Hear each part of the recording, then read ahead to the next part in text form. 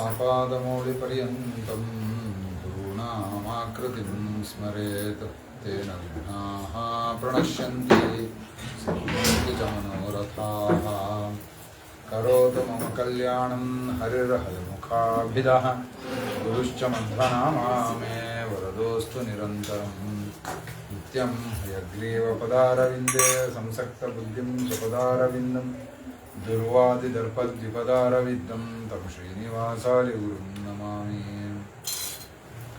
जन्माद्यस्य यतोऽन्वयादितरतश्चार्तेष्वभिघ्नस्वराट् तेने ब्रह्महृदायादिकवये मुह्यन्ति यं सूरयः तेजो वारिमृदां यथा विनिमयो यत्र त्रिसर्गो मृषा धाम्ना स्वेन सदा निरस्तभोगं सत्यं परं धीमहि सृष्टिस्थित्यप्ययहानियतिदुषितमो बन्धमोक्षाश्च यस्मात् अस्य श्रीब्रह्मरुद्रप्रभृतिसुरनरद्वीषशत्वात्मकस्य विष्णोर्व्यस्ताः समस्ताः सकलगुणनिधिः सर्वदोषव्यपेतः पूर्णानन्दो व्ययो यो गुरुरपि परमश्चिन्तयेत्तं महान्तम् यस्वानुभावमखिलश्रुतिसारमेकम् आध्यात्मदीपमतिथितीर्थतां तमोऽन्धम् संसारिणां करुणयाः पुराणगुह्यं तं व्याससूनुमुपयामि गुरुं मुनीनाम्।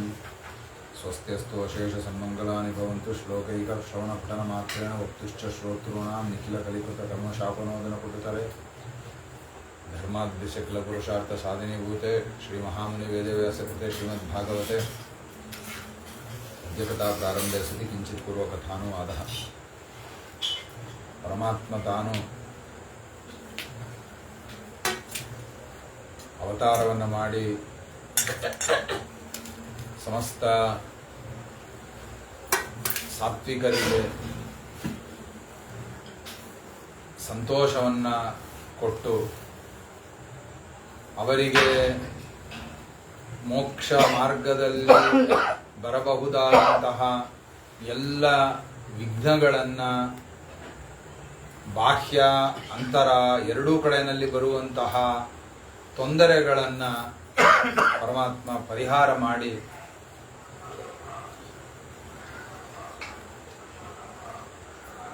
ತನ್ನ ಸರ್ವೋತ್ತಮತ್ವದ ಒಂದು ಪ್ರತಿಪಾದನೆಯನ್ನು ಜಗತ್ತಿಗೆ ಮಾಡಿ ಎಲ್ಲರಿಗೂ ತಾನು ಸರ್ವೋತ್ತಮ ಅನ್ನುವಂತಹ ಜ್ಞಾನವನ್ನು ಕೊಟ್ಟು ಧರ್ಮ ಸ್ಥಾಪನೆಯನ್ನು ಪರಮಾತ್ಮ ಲೋಕದಲ್ಲಿ ಮಾಡಿ ತನ್ನ ಅವತಾರದ ಕಾರ್ಯಗಳನ್ನು ಮುಗಿಸಿ ಪರಂಧಾಮಕ್ಕೆ ತಾನು ಹೋಗಬೇಕು ಅನ್ನುವಂತಹ ಒಂದು ಸಂಕಲ್ಪವನ್ನು ಪರಮಾತ್ಮ ಮಾಡಿಕೊಂಡ. ಆ ಸಂಕಲ್ಪಕ್ಕೆ ಅನುಗುಣವಾಗಿ ಯಾವ ಒಂದು ಕೃಷ್ಣನ ಒಂದು ಬಲದಿಂದ ಎಲ್ಲ ಯಾದವರು ಸಾತ್ವಿಕರಾಗಿದ್ರೂ ಎಲ್ಲ ಒಂಥರ ಬಲದಿಂದ ತೃಪ್ತರಾದರು, ಅಹಂಕಾರಿಗಳಾದರು.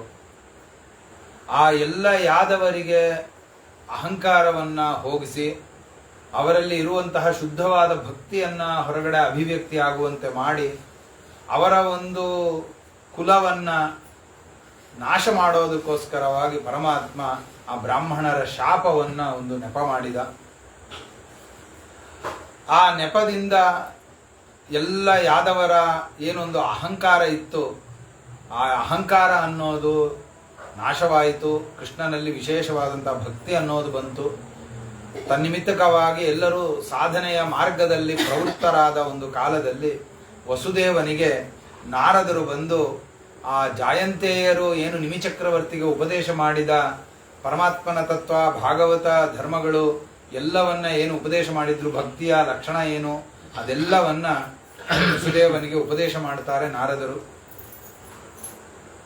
ಅದಾದ ಮೇಲೆ ಏನು ಪರಮಾತ್ಮ ತಾನು ಆ ಯಾದವರ ಕುಲವನ್ನ ನಾಶ ಮಾಡಬೇಕು ಅಂತ ಸಂಕಲ್ಪ ಮಾಡಿದ್ದ, ಅದನ್ನ ತಿಳಿದಂತಹ ಉದ್ಧವ ಕೃಷ್ಣನ ಹತ್ರ ಬಂದು ಪ್ರಾರ್ಥನೆ ಮಾಡ್ತಾನೆ. ಸ್ವಾಮಿ ನೀ ಎಲ್ಲ ಹೋಗ್ತಿ, ನನ್ನ ಅಲ್ಲಿ ಕರ್ಕೊಂಡು ಹೋಗು, ನಾನು ಇಲ್ಲಿರೋದಕ್ಕೆ ಇಷ್ಟಪಡೋದಿಲ್ಲ, ನಾನು ನಿನ್ನ ಬಿಟ್ಟಿರೋಕ್ಕಾಗಲ್ಲ ಅಂತ ಅವನು ತುಂಬ ದುಃಖವನ್ನ ಅಭಿವ್ಯಕ್ತಿ ಪಡಿಸಿದಾಗ ಪರಮಾತ್ಮ ಉದ್ಧವನಿಗೆ ಆದೇಶ ಮಾಡ್ತಾನೆ, ಇಲ್ಲ ನೀನು ಇರಬೇಕು, ಇಲ್ಲೇನೆ ಇದ್ದು ಧರ್ಮ ಸ್ಥಾಪನೆಯನ್ನ ಮಾಡಬೇಕು. ಆದ್ದರಿಂದ ಕಲಿಯುಗ ಅನ್ನೋದು ಈಗ ಪ್ರಾರಂಭ ಆಗ್ತಾ ಇದೆ, ಅದರಿಂದ ನೀನು ಇಲ್ಲಿರಬೇಡ, ಇದು ಇನ್ನ 7 ದಿವಸಕ್ಕೆ ಇದು ಸಮುದ್ರದಲ್ಲಿ ಮುಳುಗು ಹೋಗುತ್ತೆ. ಆದ್ರಿಂದ ನೀನು ಈಗಲೇ ಹೊರಡು, ಇಲ್ಲಿಂದ ಬದರಿಕಾಶ್ರಮಕ್ಕೆ ಹೋಗು, ಅಲ್ಲಿ ನನ್ನ ಸನ್ನಿಧಾನದಲ್ಲಿ ಇರು. ಯಾವಾಗ ಕಾಲ ಬರುತ್ತೆ ಅವಾಗ ಮತ್ತೆ ಪುನಃ ನೀನು ಇಲ್ಲಿ ಈ ಭೂಮಿಯಲ್ಲಿ ನಾನು ಕೊಟ್ಟಂತಹ ತತ್ವಜ್ಞಾನವನ್ನ, ಧರ್ಮದ ವ್ಯವಸ್ಥೆಯನ್ನ ನೀನು ಮತ್ತೆ ಅದನ್ನ ತಗೊಂಡು ಬರಬೇಕು. ಆದ್ರಿಂದ ನೀನು ನನ್ನ ಆದೇಶವನ್ನ ಪಾಲನೆ ಮಾಡು ಅಂತ ಪರಮಾತ್ಮ ಉದ್ಧವನಿಗೆ ಆದೇಶ ಮಾಡಿ ಬದರಿಕಾಶ್ರಮಕ್ಕೆ ಕಳಿಸ್ದ. ಹೋಗಕ್ ಮುಂಚೆ ಉದ್ಧವನನ್ನು ಉದ್ಧಾರ ಮಾರ್ಗವನ್ನ ಹೇಳು, ಹೇ ಉದ್ಧಾರ ಆಗಬೇಕು, ನಿನ್ನ ತತ್ವಜ್ಞಾನವನ್ನ ನನಗೆ ವಿಶೇಷವಾಗಿ ಕೊಡು ಅಂತ ಹೇಳಿದಾಗ ಆ ಯದು ಅವಧೂತನ ಸಂವಾದ ರೂಪವಾದಂತಹ ಒಂದು ತತ್ವವನ್ನ ಪರಮಾತ್ಮ ಉದ್ಧವನಿಗೆ ತಿಳಿಸ್ತಾನೆ. ಹಾಗೆ ನಾವು ಸಾಧನೆಯ ಮಾರ್ಗದಲ್ಲಿ ಪ್ರವೃತ್ತರಾಗಬೇಕು. ಆ ಪ್ರವೃತ್ತರಾಗೋದಕ್ಕೆ ನಾವು ಯಾರ್ಯಾರಿಂದ ಏನೇನನ್ನ ಕಲ್ತ್ಕೊಳ್ಬೇಕು ಅನ್ನುವಂತಹ ಅಂಶದಲ್ಲಿ ಏನು 24 ಜನ ಗುರುಗಳಿದ್ದಾರೆ, ಆ ಗುರುಗಳಿಂದ ಆ ಅವಧೂತ ಏನೇನನ್ನ ಕಲ್ತ್ಕೊಂಡು ಹೇಗೆ ಅವನು ಸಾಧನೆಯ ಮಾರ್ಗದಲ್ಲಿ ಯಾವುದೇ ಅಡೆತಡೆಗಳಿಲ್ಲದೆ, ಮನಸ್ಸಿನಲ್ಲಿ ಯಾವುದೇ ತರಹದ ವಿಕಾರ ಇಲ್ಲದೆ ಅವನು ನಿರಂತರವಾಗಿ ಪರಮಾತ್ಮನನ್ನ ಧ್ಯಾನ ಮಾಡುತ್ತಾ ಹೇಗೆ ಅವನು ಸಾಧನೆಯ ಮಾರ್ಗದಲ್ಲಿ ಪ್ರವೃತ್ತನಾಗ್ತಾ ಇದ್ದಾನೆ, ಆ ಒಂದು ವಿಷಯವನ್ನ ಆ ಅವಧೂತ ಯದುವಿಗೆ ನಿರೂಪಣೆ ಮಾಡಿದ. ಅದನ್ನ ಕೃಷ್ಣ ಉದ್ಧವನಿಗೆ ಉಪದೇಶವನ್ನು ಮಾಡುತ್ತಾನೆ. ಅದಾದ ಮೇಲೆ ಪರಮಾತ್ಮ ಹೇಳ್ತಾನೆ, ಮಯೋದಿತೇಷು ಅವಹಿತಃ ಸ್ವಧರ್ಮೇಶು ಮದಾಶ್ರಯ. ಮುಖ್ಯವಾಗಿ ಮಾಡಬೇಕಾಗಿರೋದೇನು, ನನ್ನನ್ನ ಹೊಂದಬೇಕು ಅಂತಂದಾಗ ಇದು ಮನಸ್ಸನ್ನ ಸರಿ ಮಾಡ್ಕೊಳ್ಳೋದಕ್ಕೆ ಇರುವ ಮಾರ್ಗ ಆ ಅವಧೂತ ಹೇಳಿಕೊಟ್ಟಿದ್ದು. 24 ಗುರುಗಳಿಂದ ನಾವು ಕಲ್ತ್ಕೋಬೇಕಾಗಿರೋದೇನು ಅಂದ್ರೆ ನಮ್ಮ ಮನಸ್ಸನ್ನ ನಿಯಂತ್ರಣ ಮಾಡೋದು, ಹಾಗೆ ವಿಷಯದಿಂದ ಅಸಂಗರಾಗಬೇಕು ಇತ್ಯಾದಿಗಳನ್ನ, ಮನೋನಿಯಂತ್ರಣಕ್ಕೆ ಬೇಕಾದ ಉಪಾಯಗಳನ್ನ ಅಲ್ಲಿ ಕೊಟ್ಟು, ಮನೋನಿಯಂತ್ರಣ ಆದ್ಮೇಲೆ ಮಾಡಬೇಕಾಗಿರೋ ಕರ್ತವ್ಯಗಳೇನು, ಪರಮಾತ್ಮನನ್ನ ಹೊಂದಬೇಕಾದ್ರೆ ಮಾಡಬೇಕಾಗಿರೋದೇನು ಅಂತಂದಾಗ ಅದು ಪರಮಾತ್ಮ ಹೇಳ್ತಾನೆ, ಮಯೋದಿದೇಶು ಅವಹಿತಃ. ನಾನೇನು ಹೇಳಿದ್ದೀನಿ ಹಿಂದೆ ಮಾರ್ಗವನ್ನ, ಅದರಲ್ಲಿ ಇದ್ದವನಾಗಿ ಸ್ವಧರ್ಮೇಶು ಮದಾಶ್ರಯ. ಮುಖ್ಯವಾಗಿ ಸ್ವಧರ್ಮಾಚರಣೆಯನ್ನ ಮಾಡಬೇಕು. ಅದನ್ನೇ ಋಷಭನಾಮಕ ಪರಮಾತ್ಮನು ಉಪದೇಶ ಮಾಡ್ತಾನೆ, ಸ್ವಧರ್ಮಾಚರಣಂ ಶಕ್ತ್ಯ ವಿಧರ್ಮಾಚ ನಿವರ್ತನಂ. ಆದ್ರಿಂದ ಮುಖ್ಯವಾಗಿ ಮಾಡಬೇಕಾಗಿರೋದು ಸ್ವಧರ್ಮಾಚರಣೆ. ನಮ್ಮ ಒಂದು ಆಶ್ರಮಕ್ಕೆ, ನಮ್ಮ ಒಂದು ವರ್ಣಕ್ಕೆ ಪರಮಾತ್ಮ ಏನು ಒಂದು ಕರ್ತವ್ಯಗಳನ್ನೇ ಹೇಳಿದ್ದಾನೆ, ಯಾವುದನ್ನ ಮಾಡಬೇಕು ಅಂತ ಅದನ್ನ ಆದೇಶ ಮಾಡಿದ್ದಾನೆ, ಅದನ್ನು ಅವಶ್ಯವಾಗಿ ಮಾಡಬೇಕು. ಮಾಡಬೇಕಾದ್ರೆ ಮದಾಶ್ರಯ, ಪರಮಾತ್ಮನನ್ನೇ ಆಶ್ರಯಿಸಿರ್ಬೇಕು. ಏನ್ ಪರಮಾತ್ಮನ ಆಶ್ರಯಿಸಿರೋದು ಅಂದ್ರೆ ಮಾಡುವ ಕರ್ಮಗಳೆಲ್ಲದರಲ್ಲೂ ಪರಮಾತ್ಮನೇ ಸ್ವತಂತ್ರ ಕರ್ತ ಅನ್ನುವಂತ ಅನುಸಂಧಾನ ಮಾಡ್ತಾ ಇರಬೇಕು, ಅವನೇ ಮಾಡ್ತಾ ಇರೋದು ಅಂತ. ಮತ್ತೆ ಈ ಇಂದ್ರಿಯಗಳ ಪ್ರೇರಣೆ ಮತ್ತೆ ಆ ಫಲದ ಭೋಕ್ತ ಇದೆಲ್ಲ ಪರಮಾತ್ಮನೇ ಅಂತ ಅನುಸಂಧಾನ ಮಾಡುತ್ತಾ, ಇದು ಪರಮಾತ್ಮನ ಪೂಜಾರೂಪವಾಗಿದೆ ಅನ್ನುವಂತಹ ಒಂದು ಅನುಸಂಧಾನದಿಂದ ಮಾಡುವ ಕರ್ಮಗಳು ಪರಮಾತ್ಮನ ಪ್ರೀತಿಗೋಸ್ಕರವಾಗಿ ಮಾಡ್ತಾ ಇದ್ದೀನಿ ಅನ್ನುವಂತಹ ಒಂದು ಅನುಸಂಧಾನ ಪೂರ್ವಕವಾಗಿ ಮಾಡೋದೇ ಪರಮಾತ್ಮನನ್ನ ಆಶ್ರಯಿಸಿರೋದು ಅನ್ನೋದು. ಪರಮಾತ್ಮನೇ ಸ್ವತಂತ್ರ, ಪರಮಾತ್ಮನೇ ಸರ್ವಕರ್ತ ಇತ್ಯಾದಿಗಳ ಅನುಸಂಧಾನ ಅನ್ನೋದು ಬಹಳ ಮುಖ್ಯ. ಇದನ್ನು ಮದಾಶ್ರಯತ್ವ ಅಂತಾರೆ. ಹೀಗಿದ್ದುಕೊಂಡು ವರ್ಣಾಶ್ರಮ ಕುಲಾಚಾರಂ ಅಕಾಮ ಆತ್ಮ ಸಮಾಚರಿ. ವರ್ಣಾಶ್ರಮ ಕುಲಾಚಾರವನ್ನು ಮಾಡಬೇಕು. ಆದ್ರೆ ಮಾಡಬೇಕಾದ್ರೆ ಅಕಾಮ ಆತ್ಮ, ಮನಸ್ಸಿನಲ್ಲಿ ಕಾಮನ ಇರಬಾರ್ದು. ಅಂದ್ರೆ ಯಾವುದೇ ಒಂದು ಕರ್ಮ ಮಾಡಬೇಕಾದ್ರೂ ಆ ಕರ್ಮದಲ್ಲಿ ಒಂದು ಫಲವನ್ನೇ ಹೇಳೇ ಇರ್ತಾರೆ ಜೊತೆಗೆ. ಅದು ಯಾಕೆ ಹೇಳ್ತಾರೆ ಅಂತಂದ್ರೆ, ಎಲ್ಲಿ ಫಲದ ಜ್ಞಾನ ಇರುತ್ತೆ ಅಲ್ಲಿ ಭವತಿ ಪ್ರವೃತ್ತಿ ರತಿ ವೀರ್ಯವತಿ ಅಂತ ವೀರ್ಯವತ್ತರವಾದಂಥ ಪ್ರವೃತ್ತಿ ಆಗುತ್ತೆ. ನಮ್ಮ ಇನ್ವಾಲ್ವ್ಮೆಂಟ್ ಆ ಕರ್ಮದಲ್ಲಿ ತುಂಬಾ ಜಾಸ್ತಿ ಆಗುತ್ತೆ. ಯಾಕೆ ಅಂದ್ರೆ ಆ ಫಲ ಅಂಥದ್ದಿರುತ್ತೆ ಅದರಲ್ಲಿ. ಈಗ ಈ ಒಂದು ಕರ್ಮ ಮಾಡಿದ್ರೆ, ಸಾಮಾನ್ಯವಾಗಿ ಒಂದು ಏಕಾದಶಿ ಉಪವಾಸ ಮಾಡಿದ್ರೆ ಅನಂತ ಜನ್ಮಗಳಲ್ಲಿ ಮಾಡಿದಂತಹ ಅನೇಕ ಪಾಪಗಳು ಅದು ನಿವೃತ್ತ ಆಗುತ್ತೆ, ಸಕಲ ಪಾಪ ಪರಿಹಾರ ಅಂತ. ಆ ಸಕಲ ಪಾಪ ಪರಿಹಾರ ಅನ್ನುವಂಥ ಫಲದಲ್ಲಿ ನಮಗೆ ಏನಿರುತ್ತೆ, ಆಸಕ್ತಿ ಇರುತ್ತೆ, ನಮಗೆ ಬೇಕು ಅಂತ ಅಪೇಕ್ಷೆ. ಅದರಿಂದ ಏನ್ ಮಾಡ್ತೀವಿ, ಏಕಾದಶಿಯಲ್ಲಿ ಆಸಕ್ತರಾಗಿ ಪ್ರವೃತ್ತರಾಗ್ತೀವಿ. ಹಾಗೆ ಪ್ರತಿಯೊಂದು ಕರ್ಮದಲ್ಲೂ ಆ ಕರ್ಮಕ್ಕೊಂದು ಫಲ ಹೇಳಿರ್ತಾರೆ, ಆ ಫಲದಲ್ಲಿ ನಮಗೆ ಆಸಕ್ತಿ ಇರುತ್ತೆ, ಆ ಫಲ ಬೇಕು ಅಂತ ಅಪೇಕ್ಷೆ. ಆದ್ರಿಂದ ಈ ಕರ್ಮ ಎಷ್ಟೇ ಕಷ್ಟ ಆದ್ರೂ ಪರವಾಗಿಲ್ಲ, ನಾವೇನ್ ಮಾಡ್ತೀವಿ ಅದರಲ್ಲಿ ಪ್ರವೃತ್ತರಾಗ್ತೀವಿ. ಆದ್ರೆ ಈ ಪರಮಾತ್ಮ ಹೇಳೋದೇನು ಅಂತಂದ್ರೆ, ಪ್ರವೃತ್ತರಾಗಬೇಕಾದ್ರೆ ನಿಮ್ಗೆ ಅದು ಪ್ರರೋಚನೆ. ಈ ಮಕ್ಕಳ ಕೈಯಲ್ಲಿ ಕೆಲಸ ಮಾಡಿಸ್ಬೇಕು ಅಂತಂದ್ರೆ, ನಿಂಗೆ ಅದು ಕೊಡ್ತೀನಿ, ನಿಂಗೆ ಇದು ಕೊಡ್ತೀನಿ ಅಂತ ಹೇಳಿ ಅವ್ರಗಳ ಕೈಯಲ್ಲಿ ಕೆಲಸವನ್ನು ಮಾಡಿಸ್ತೀವಿ. ಆದ್ರೆ ನಾವು ಅದೇ ತರಹ ಆ ಒಂದು ಫಲದ ಅಪೇಕ್ಷೆಯಿಂದ ಪ್ರವೃತ್ತರಾಗ್ಬಿಟ್ರೆ ನಾವು ಅಜ್ಞಾನಿಗಳು, ಮೂರ್ಖರು ಅಂತ ಆಗ್ಬಿಡ್ತೀವಿ. ಪ್ರವೃತ್ತರಾಗೋದಿಕ್ಕೆ ಅದು ಇರ್ಲಿ ಬೇಕಾದ್ರೆ ನೆಪ, ಆದ್ರೆ ಪ್ರವೃತ್ತರಾದಾಗಲಂತೂ ನಿಷ್ಕಾಮತ ಅನ್ನೋದು ಬಹಳ ಮುಖ್ಯವಾಗಿ ಬೇಕು. ಅಕಾಮರಾಗಿ ಆ ಫಲದಲ್ಲಿ ಅಪೇಕ್ಷೆ ಇಲ್ಲದಂತೆ ಆ ಒಂದು ಕರ್ಮವನ್ನ ಸಮಾಚರ್ಯತೆ, ಆ ಕರ್ಮವನ್ನ ಆಚರಣೆ ಮಾಡ್ರಿ ಅಂತ ಪರಮಾತ್ಮ ಆದೇಶ ಮಾಡಿದ. ಆ ಕರ್ಮವನ್ನ ಆಚರಣೆ ಮಾಡಬೇಕಾದ್ರೆ ಅನ್ವೀಕ್ಷೇತ ವಿಶುದ್ಧಾತ್ಮ ದೇಹಿನಾಂ ವಿಷಯಾತ್ಮನಾಂ ಗುಣೇಶು ತತ್ವಜ್ಞಾನೇನ ಸರ್ವಾರಂಭ ವಿಪರ್ಯಯಂ. ಜ್ಞಾನ ಇಲ್ಲ ಅಂತಂದ್ರೆ ಯಾವ ಕರ್ಮನೂ ಅದು ಪ್ರಯೋಜನಕ್ಕೆ ಬರೋದಿಲ್ಲ. ನೀವು ಏನು ಕರ್ಮ ಮಾಡ್ತಿರೋ ಆ ಕರ್ಮದಲ್ಲಿ ಜ್ಞಾನ ಇರಬೇಕು. ಅಂದ್ರೆ ಇಷ್ಟು ಸರ್ವೋತ್ತಮತ್ವದ ಜ್ಞಾನ. ಇದು ಯಾರಿಗೋಸ್ಕರ ಮಾಡ್ತಾ ಇದೀವಿ, ಏನು ಉದ್ದೇಶ ಏನು ಗೊತ್ತಿರಲ್ಲ. ಎಷ್ಟೋ ಜನ ಏನೋ ಮಾಡ್ಬೇಕು ಮಾಡ್ತಾ ಇರ್ತಾರೆ, ಮಾಡಬೇಕು ಮಾಡ್ತೀರ, ಸಂತೋಷ. ಆದ್ರೆ ಅದರ ಫಲ ಏನು, ಉದ್ದೇಶ ಏನು, ಅದೇನು ಗೊತ್ತಿಲ್ಲದೆ ಸುಮ್ಮನೆ ಪ್ರವೃತ್ತರಾಗೋದು ಅನ್ನೋದೇನಿರುತ್ತೆ ಅದು ಮೂರ್ಖತನ ಆಗುತ್ತೆ. ಅದಕ್ಕೋಸ್ಕರ ಜ್ಞಾನ ಪುರಸ್ಸರವಾಗಿ ಆ ಕರ್ಮದಲ್ಲಿ ಪ್ರವೃತ್ತರಾಗಬೇಕು. ಆ ಜ್ಞಾನ ಎಲ್ಲಿಂದ ಬರುತ್ತೆ? ಯಾಕೆ ಜ್ಞಾನ ಇಲ್ಲದೆ ಇದ್ರೆ ಸರ್ವಾರಂಭ ವಿಪರ್ಯಯ, ಎಲ್ಲ ಆರಂಭಗಳು ವಿಫಲ, ವ್ಯರ್ಥ ಅಂತ ಆಗಿಬಿಡುತ್ತೆ ಅದು ಎಲ್ಲ ಕರ್ಮದ ಆರಂಭ. ಅದಕ್ಕೆ ತತ್ವಜ್ಞಾನ ಅನ್ನೋದು ಬಹಳ ಮುಖ್ಯವಾಗಿ ಬೇಕಾಗಿರೋದು. ಆ ತತ್ವಜ್ಞಾನ ಎಲ್ಲಿ ಸಿಗತ್ತೆ ಅಂತಂದ್ರೆ ತದ್ವಿಜ್ಞಾನಾರ್ಥಂ ಸ ಗುರುಮೇವಾಭಿಗಚ್ಚೇತ್ ಸಮಿತ್ಪಾಣಿ ಶ್ರೋತ್ರಿಯಂ ಬ್ರಹ್ಮನಿಷ್ಠಂ ಅಂತ ಉಪನಿಷತ್ತುಗಳು ಹೇಳುತ್ತೆ ಅದನ್ನು. ಅದರಿಂದ ಆ ತತ್ವಜ್ಞಾನ ಬೇಕು ಅಂದ್ರೆ ಏನ್ ಮಾಡಬೇಕು ಅಂತಂದ್ರೆ ಗುರುಗಳನ್ನ ಶರಣಾಗತರಾಗಬೇಕು. ಪರಮಾತ್ಮ ಹೇಳ್ತಾರೆ, ಮದವಿಜ್ಞಂ ಗುರುಂ ಶಾಂತಂ ಉಪಾಸೀತ ಮದಾತ್ಮಕಂ. ಆ ಗುರುಗಳಲ್ಲಿ ಅವ್ರು ಹೇಗಿರ್ಬೇಕು, ಗುರುಗಳ ಲಕ್ಷಣ ಹೇಳ್ತಾರೆ ಶಾಂತಂ, ಅದು ತುಂಬಾ ಮುಖ್ಯ. ಗುರುಗಳಲ್ಲಿ ಇರಬೇಕಾದಂತಹ ಒಂದು ಗುಣ ಅದು ಶಾಂತತ. ಅತಿ ಕೋಪ ಮಾಡ್ಕೊಳ್ಳೋದು, ಅತಿ ಉದ್ವೇಗಕ್ಕೊಳಗಾಗುವವರು, ಇಂತಹ ಒಂದು ಸ್ವಭಾವ ಇರುವವರನ್ನ ಗುರುಗಳಲ್ಲಿ ಸ್ವೀಕಾರ ಮಾಡೋದಕ್ಕೆ ಬರೋದಿಲ್ಲ. ಶಾಂತತ ಇರಬೇಕು ಅವರಲ್ಲಿ. ಶಾಂತಂ ಅಂತಹ ಗುರುಗಳನ್ನ ಉಪಾಸೀತ ಅಂತಂದ್ರೆ ಉಪಸತ್ತಿ ಮಾಡೋದು, ಅಂದ್ರೆ ಅವರನ್ನ ಸೇವಾ ಮಾಡೋದು. ಅವ್ರು ಏನವರು ಮದಾತ್ಮಕಂ, ನನ್ನ ಅಧಿಷ್ಠಾನ, ನನ್ನ ಸ್ವರೂಪಿಗಳು.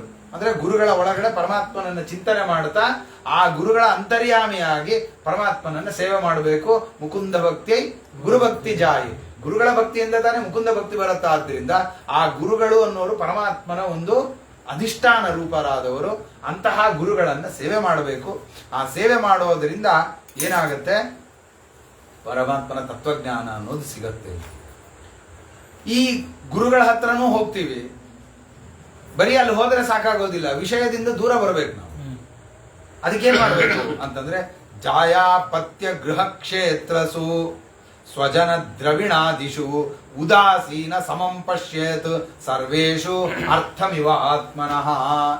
ಈ ಹೆಂಡತಿ ಮಕ್ಕಳು ಮನೆ ಈ ಬಂಧುಗಳು ಬಾಂಧವರು ಇವರೆಲ್ಲ ಏನಿದಾರಲ್ಲ, ಇವ್ರುಗಳಲ್ಲೂ ನಾನು ಆಸಕ್ತನಾಗಿರ್ತೀನಿ, ಈ ಕಡೆ ಗುರುಗಳನ್ನು ಸೇವೆಯನ್ನು ಮಾಡ್ತೀವಿ, ಎರಡೂ ದೋಣಿನಲ್ಲಿ ಕಾಲಿಡ್ತೀನಿ ಅಂತಂದ್ರೆ ಅದು ಎಡವಟ್ಟುತನ ಆಗುತ್ತೆ. ಗುರುಗಳನ್ನ ಆಶ್ರಯಿಸಬೇಕು. ಎಷ್ಟು ಅವಶ್ಯಕತೆ ಇದೆಯೋ ಅಷ್ಟು ಮಾತ್ರ ಈ ಹೆಂಡತಿ ಮಕ್ಕಳು ಮನೆ ಇತ್ಯಾದಿಗಳ ಸಂಬಂಧವನ್ನು ಇಟ್ಕೊಂಡಿರ್ಬೇಕು. ಅದನ್ನ ಹೇಳ್ತಾರೆ ಸರ್ವೇಷು ಅರ್ಥಂ ಇವ ಆತ್ಮನ. ನಮಗೆ ಎಷ್ಟು ಅಲ್ಲಿ ಪ್ರಯೋಜನ ಇದೆ, ಎಷ್ಟು ಅವಶ್ಯಕತೆ ಇದೆ, ನಮ್ಮ ಬಂಧು ಬಾಂಧವರುಗಳ ಜೊತೆಯಲ್ಲಿ ಎಷ್ಟು ಅವಶ್ಯಕತೆಗೋಸ್ಕರ ನಮ್ಮ ಬಾಂಧವ್ಯ ಉಳಿಬೇಕು. ಅದಕ್ಕೆ ನಮ್ಗೆ ಎಷ್ಟು ಮಾಡಬೇಕೋ ಅಷ್ಟು ಮಾಡ್ಕೊಂಡಿದ್ರೆ ಸಾಕು. ಅದಕ್ಕಿಂತ ಅತಿಯಾಗಿ ಬಾಂಧವ್ಯವನ್ನ ಬೆಳೆಸ್ಕೊಳ್ಳೋ ಅವಶ್ಯಕತೆ ಇಲ್ಲ. ಅದು ಮಕ್ಕಳ ಜೊತೆನಲ್ಲೂ ಅಷ್ಟೇನೆ, ಹೆಂಡತಿಯರ ಜೊತೆನಲ್ಲೂ ಅಷ್ಟೇನೆ, ಎಲ್ಲರಲ್ಲೂ ಅಷ್ಟೇನೆ. ಎಷ್ಟು ಅವಶ್ಯಕತೆ ಇದೆ ನಮಗೆ. ನಮ್ಮ ಮೋಕ್ಷ ಸಾಧನೆಗೆ ಅವರ ಒಂದು ಸಹಾಯ ಬೇಕು. ಅವರ ಸಹಾಯ ಇಲ್ಲದೆ ನಮ್ಮ ಮೋಕ್ಷ ಸಾಧನೆ ಆಗಲ್ಲ. ಆ ಮೋಕ್ಷ ಸಾಧನೆಗೆ ನಮಗೆ ಅವರಿಂದ ಎಷ್ಟು ಪ್ರಯೋಜನ ಬೇಕೋ ಆ ಪ್ರಯೋಜನಕ್ಕೆ ನಾವು ಅವರು ಎಷ್ಟು ಅವರ ಜೊತೆಯಲ್ಲಿ ಒಂದು ಬಾಂಧವ್ಯವನ್ನು ಉಳಿಸ್ಕೋಬೇಕು ಅಷ್ಟು ಉಳಿಸ್ಕೊಂಡಿದ್ದು ನಮ್ಮ ಸಾಧನೆಯನ್ನು ಮಾಡ್ಕೊಂಡು ಹೋಗ್ತಾ ಇರ್ಬೇಕು. ಯಾಕೆ ಇಲ್ಲಿ ಅತಿ ಆಸಕ್ತರಾದ್ವಿ ಅಂತಂದ್ರೆ ಅದು ನಮ್ಮ ಮೋಕ್ಷ ಮಾರ್ಗವನ್ನ ಪ್ರತಿಬಂಧನೆ ಮಾಡಿಬಿಡುತ್ತೆ. ಎಲ್ಲ ನಮ್ಮ ಸಾಧನೆಯನ್ನ ಎಲ್ಲವನ್ನ ಅದು ಪ್ರತಿರೋಧ ಮಾಡುತ್ತೆ. ಆದ್ರಿಂದ ಅದಕ್ಕೆ ಪ್ರತಿರೋಧ ಬರದೇ ಇರುವಂತೆ ನಮ್ಮ ಸಂಬಂಧಗಳನ್ನು ಬಾಂಧವ್ಯಗಳನ್ನು ಉಳಿಸ್ಕೊಳ್ಬೇಕು. ಆ ಗುರುಗಳ ಶಿಷ್ಯನ ಸಂಬಂಧ ಹೇಗಿರತ್ತೆ ಅಂತಂದ್ರೆ ಆಚಾರ್ಯೋ ಅರಣಿರಾಧ್ಯ ಸ್ಯಂದಂತೆ ವಾಸ್ಯುತ್ತ ಸುತ್ತರ ಅರಣಿ.